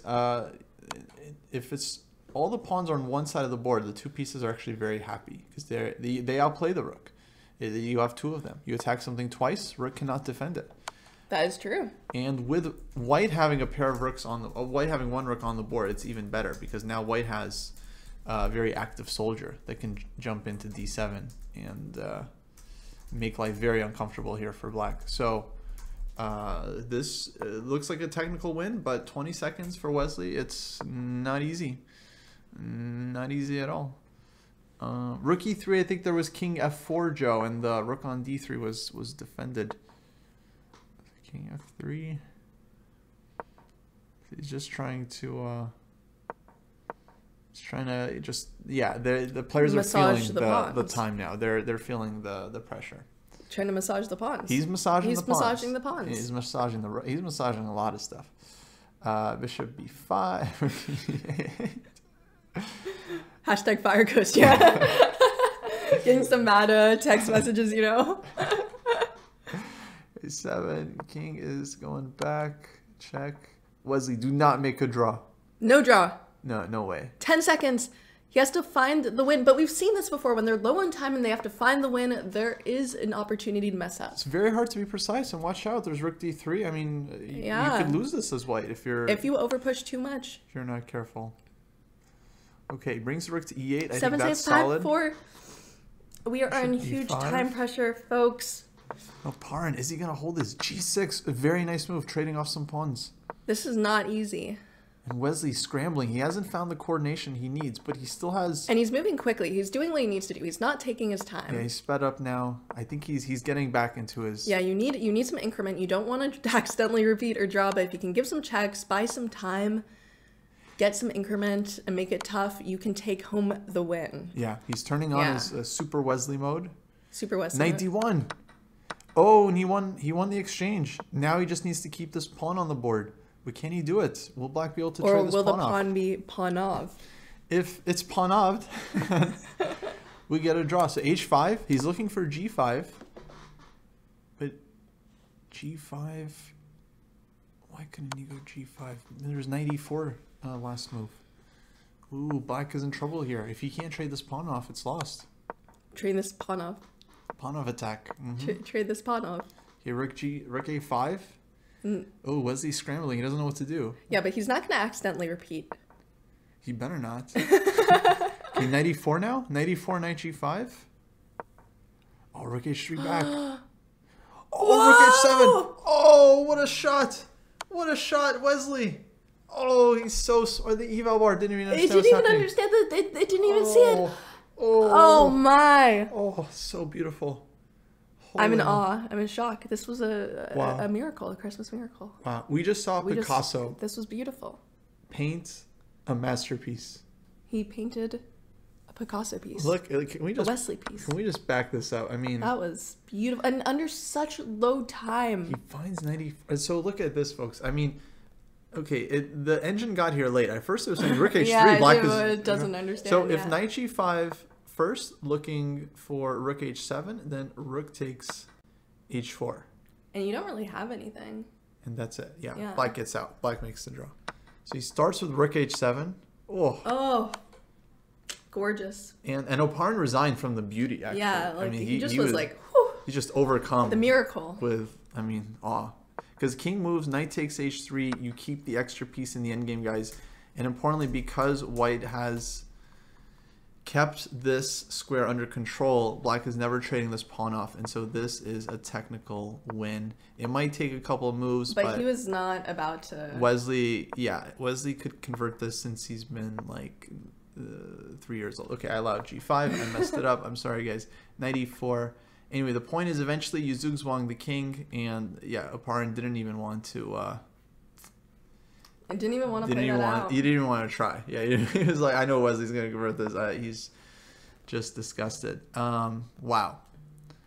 Fantastic game. They're on to their game too. It was absolutely beautiful. Morale, though. Oh, Niels won. Let's go to Division 3, folks. We'll catch you up. Niels won his game.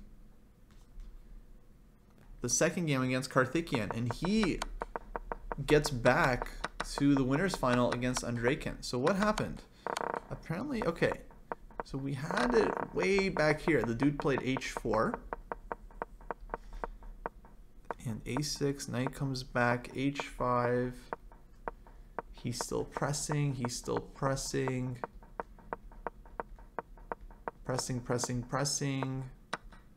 The players are in their time scramble now. Somehow white lost the pawn, but he gets some initiative with his knight. Black's bishop on h5 is out of the game. Knight c5. He gets this endgame, gets his pawn back. And this is just a nice endgame for white. Black's bishop just stranded on the king side, folks.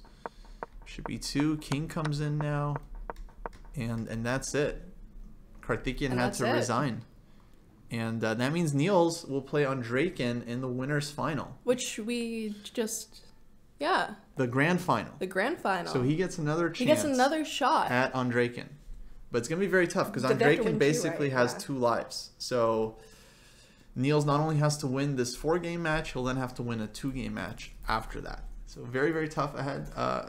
Tough road ahead of him. But hey, fresh match against Andreykin. He's going to... Absolutely. And he's going to be ready to come back with a vengeance. Yeah. And it's tough. We've seen these situations where, you know, they get one win and then they have to come back and get another win as well to prove it. Right. It is not easy. I think we saw that with Alireza and Magnus a tournament or 2 ago. It is tough, but it does happen, folks. It really does happen. Yeah. He'll have his chance, you know. But Andreykin, gotta say, big favorite there. Andreykin, he's thirsty for that Division 2. He wants to get back in. He's had a perfect match. All his matches he's won. Meanwhile, Oparin is in must-win against Wesley. And Wesley playing the trusty old Berlin defense. You must win, yep. And, okay, Oparin does take on c6. Imagine you have a must-win and you have to face Wesley's Berlin. Oof. Yeah. Not a fun day. Yeah, imagine being that guy. Being that guy. It's tough. So we got some trades. Knight c4 I will be right takes, back. Sure, 2 seconds. You're fine. Takes, knight takes d4, knight c5, rook e1, rook e8, and now f3. Okay, so not much here for white, but maybe slightly more comfortable structure. He has more space. If black could get d5, and he'd be happy, but d5 happens, maybe e d5, rook e1, queen e1, and if queen d5, queen e8 check, that's a little bit unpleasant for black. But if c d5, then white's definitely better here because of the isolated queen pawn. But d5 definitely is kind of a critical move. Wesley has already spent some time here in this game, so not the most comfortable position for him. He does go d5, I know, e5. Okay, e5 is the other move. I'd say this is very thematic from Oparin, and he just plays it quickly. E d5, though, definitely was possible, I want to say. But maybe this position, rook e1, queen e1, queen d5, queen e8 check, king h7. Maybe white doesn't have anything so special here. I mean, it looks unpleasant for black.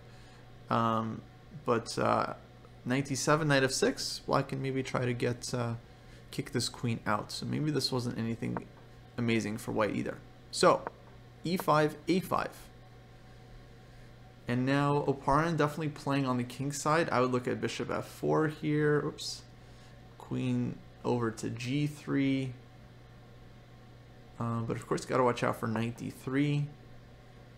b3, okay. b3 I wasn't expecting. I guess maybe he wants bishop a3 on this diagonal. Bishop d6. Definitely looks like a reasonable idea. Though somehow it feels like the bishop should be pointed at h6 here, in my opinion. Just going at the king side. But bishop on d6, I mean, that'll be more of a positional squeeze. And Wesley, he's now thinking about this one, because how to deal with the incoming bishop a3.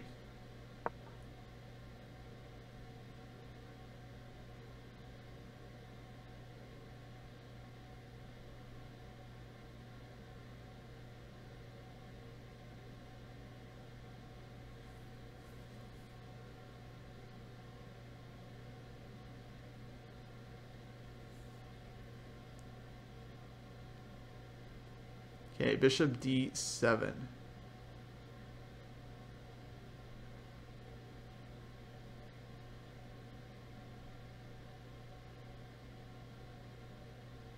Yeah, b3, I'm not totally sure if this was the best move in the situation, but okay, you gotta remember, these guys have already played a ton of chess today, and a lot of rapid chess, so they are, of course, tired and probably just relying more on just their natural instincts. And you know, it did cause Wesley to spend some time.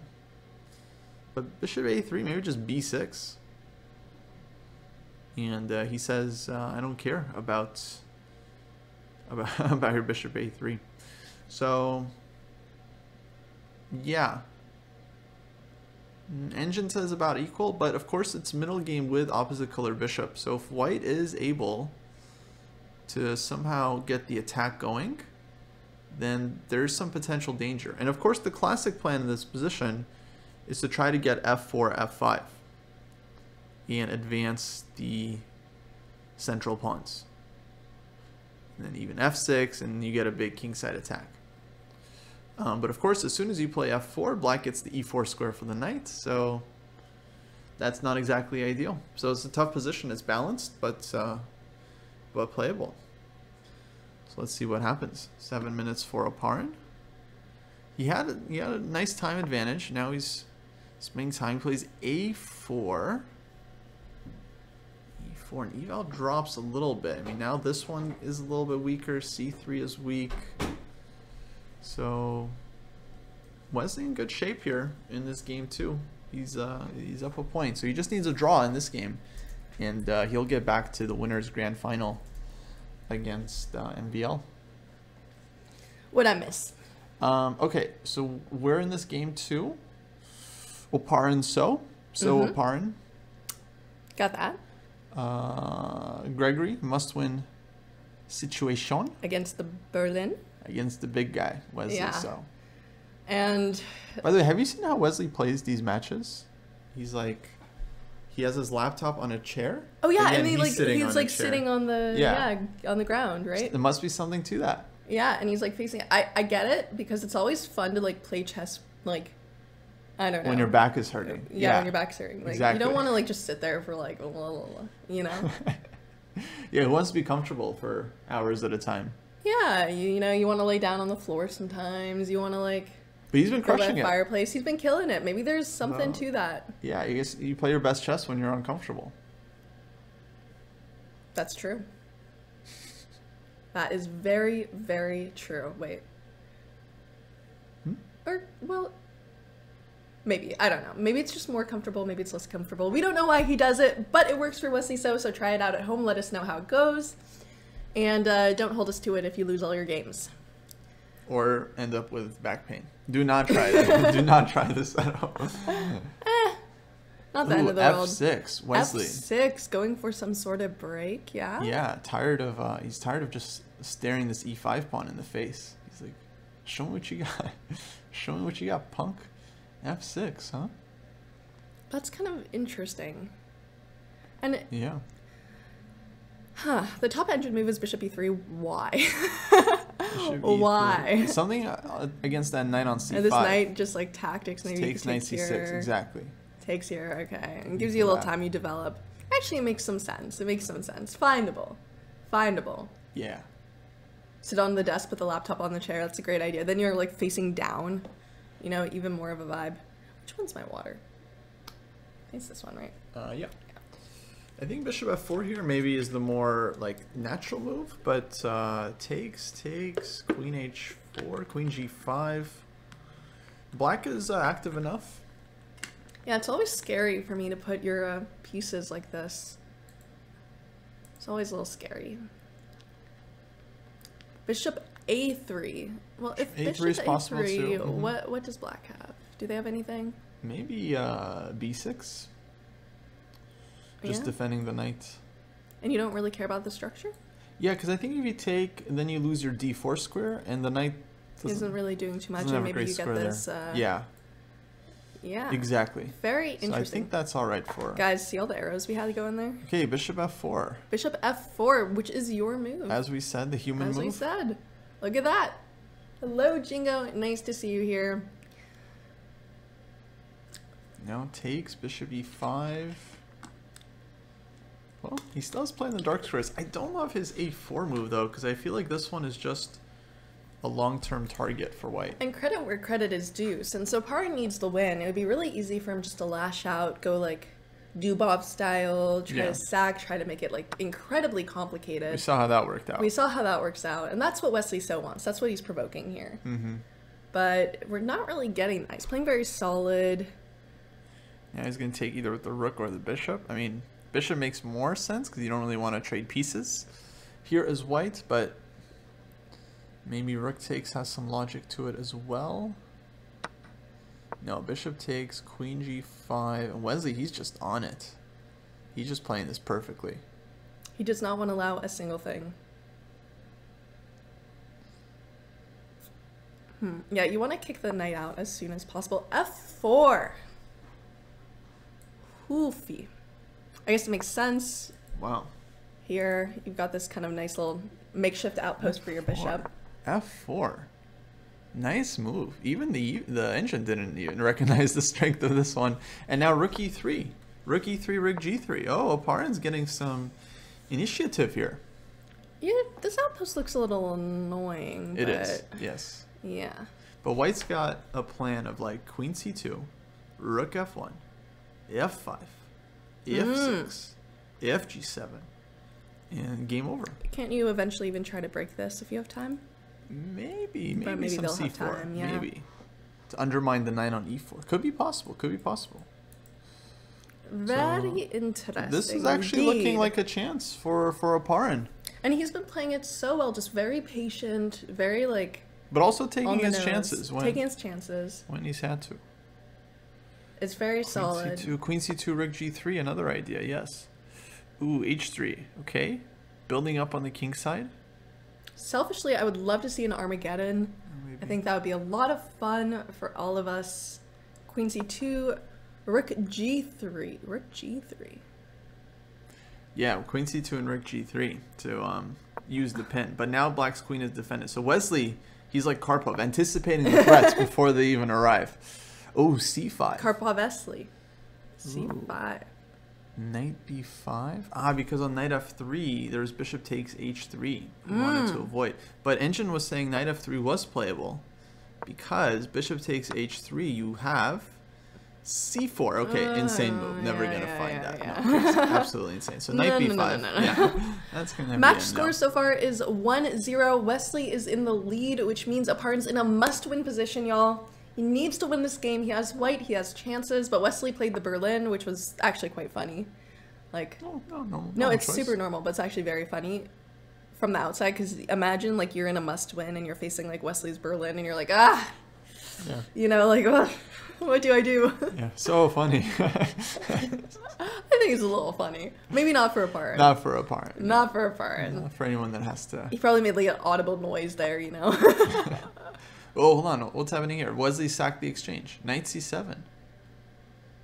Ooh. Wesley. Scary sauce. Wesley so. And you're just saying your outpost is permanent? Is that the idea? Your knight outpost is permanent, and you'll have to sack again if you want to get it back? Is that kind of the idea? Or not? No, Never honestly, mind. I'm not sure at all. I think he's looking for some tactics here. d4. Bishop takes d4. We're about to see some majesty at work, I guess. What does Wesley have here? What Dang, this is crazy. Okay, all the rooks are hanging. If bishop takes d4, knight c3 among other moves. Rook a d8, but knight c3, that's a shot. Trying to take here and take here on bishop c3. That is crazy. That's a shot. But that might not be the intention. Maybe he wants rook a d8. That also Just looks slow tactics. getting the pieces in. Oh man, big moment here. Exactly, King's Gambit. It is tough to face his Berlin, but he is keeping his cool. We saw some Wesley. It was Wesley who provoked Duov into that. Yeah. Into that bad exchange, the bad line of sacks. Bad sacrifice, right. Bad sacrifices just by playing very like subtle, very soft. So he is doing it. But Oparin is not taking right now. And we have d4, what a so many find. interesting moves I love here. this, like, open that diagonal idea. Dang. Dang. Yeah, Wesley too strong. Dang Liren. Yeah, dang Liren, exactly. B takes d4. And we're really going to see some thinking here. And it's 2 minutes against, well, the time's fairly equal, but it could easily swing, and you do not want to get low on time here in this situation. You've seen that so many times here where they're just low on time, someone messes up. It's been heartbreaking in so many different instances. F5. Oh, F5. Wowza. Fisher Random called it in the chat, too. Is that Oparin typing the moves? He's like, Fisher, F5. I got it, guys. Don't worry. I got you. So bishop takes d4. Now rook ad8. Hitting the bishop. Knight takes c8. Rook takes d4. And playing for all the activity. Rook to d2. And you do have all the activity there. Ooh. Wesley playing the second game for a win. Man, this is insane. It's like he thinks he has to win this game. Well, it's what we said. Like, Wesley is okay playing for a draw here until you threaten him, and then he will take your chances. Oparin must have crossed the line or something. He crossed the line. He did something, and Wesley was not into it. He's like, no, you lose now. Exactly. He was willing to let him get the draw. You know, take a little bit of dignity, but now he's going for the win now. But it's really that might actually be a good thing. That might be what Oparin wants, because if both people take risks, then. No, yeah, Oparin wants a dogfight. Yeah. Absolutely, and he got one. But I think a lot of these players would much rather have it end up being 0-2 than like have to. You know, like they want to take their chances, and if they lose, they lose. It's the same thing for them anyway. Yeah. No, better to lose with chances than draw without chances. Exactly. For sure. Rook F1 here, another move. Hitting the queen. Hitting the queen. Where's the queen? I would definitely be considering this. Okay, he takes the rook. First. Rook d4. And now the knight on e8 is also hanging, so that's the tempo for black. Let's see, if he goes back knight c7, what's happening here? Rook d2. And this is just huge tactical issues. That is so interesting that works. Queen g6, yeah. Why exactly does that work? Let's see, so, there's queen f2 hanging, so that's one idea. So queen e1, queen g5, and... You can't stop it, really. You're just getting mated here. This one. That is so tough. Immediately over. So, knight c7 played. It's a very human move. That's why I looked at it first. But yeah, it looks because it's winning not for black. immediately sure why you're getting mated. Like, it's not super clear immediately. It feels like you should have some time to get out of it. Yeah, no, not obvious at all. Yeah, and and he's going for the win. He wants to keep his material. Yeah, this is classic Animal Kingdom stuff. Can't wait for Wesley So to sink his teeth into the gazelle that is Oparin right now. And Oparin has been very gazelle-like in a good way too in some of his other games. Very graceful, very graceful, very elegant flexible. Play, but Wesley So is elegant a lion. play. Yeah, he's hungry. We'll see here. I mean, he's been on it today. And he sees it. Rook d2. 15 seconds to a minute and 34 seconds as well. You just can't calculate. How Queen do you f2 calculate? and take the rook. Queen f2, take the rook. Does white have a perpetual? But even if he does, who cares? Wesley's up. It's over. Yeah. Queen f2 and just take the rook. And he has time to think. He has a minute. He's got plenty of time, but he's there gonna we go. find it. He's gonna. Well, and yeah. I'm not even sure white has a perpetual. Engine says black is winning. So take the rook. It seems like almost every move. Oh my god, he can start with knight f6. Knight f6 is so sick. Oh, knight f6 is disgusting. Knight f6 is nasty. Oh, he plays it. Knight f6. He's going for the beauty points. Look at that. Is just gross. What? He's going for the beauty points here, and if queen g3. Oof. That's it. Y'all. He didn't even want to see it. It's beautiful. We've seen some beautiful moves from Wesley here. Wow. Renaissance painting. Wow. Gorgeous. That was beautiful. This is just a beautiful play by Wesley. Work He's of art. on today. It is his posture at the computer. Hang this up in the Louvre. In the Louvre. For $10 million. Someone would buy it. Wesley's play today. No, beautiful. White resigned here at the end, folks. Classic windmill tactic. You got the discovered attack. You're going to take every single thing on that board. Nothing is safe. This rook. You can take this rook. From that... Yeah. Evil rook. It's all Easy over. Easy money. Okay, so that means Wesley So plays MVL. What a matchup. In the Wesley next stage. So playing MVL, and he will have to win 2 games in a row. 2 matches. Two matches in a row. That is so tough. He's gonna really have. He's playing the games of his life here. Well, maybe not his life. He plays very well, but he's playing some great games here, and he's gonna have to keep it up. especially against a player like MVL. Not easy. Yeah, no, not easy at all. But they're going to have a full 4-game match. If Wesley wins, they'll play another 2 games. Yes, and Discovery Channel, it's the wild Oparin is being stalked by a hungry Wesley. He takes his time, he is in no rush. He brings it in, knight f6. Doesn't wait for the kill, he's teasing his opponent. Where should he move? He thinks to hide. Queen g3, but it's too late. And he goes in for the kill. Ah. Yeah. That was great. Do you like it? No, Yeah? very good. You almost sounded like a golf commentator. Like, and the putt. And the putt has gone in the green. Okay, so we have Wesley MVL in Division 2, Undraken against Niels Grandelius in Division 3. Folks, I think we're going to take a break here because these matches are not going to start right away. I think it might be a little bit. So we'll take a quick break. Folks, you get a chance, freshen up, get a new coffee, new... Brush your teeth new if snack. you haven't. Yeah, make your bed. Make your bed. Call your mother. Call your mother. Tell her you love her. What, you only call her on Mother's Day? Yes, What's that's that so about? upsetting. Yeah. This is the woman, you know? You gotta call her. Also, text your landlord. Tell them you love them. Yeah. Good idea. Landlords also yeah. need love. Okay, let's go on break, folks. We'll be right back with the See you soon. Stay grand tuned. finals. Stay here. We'll be back soon. Looking for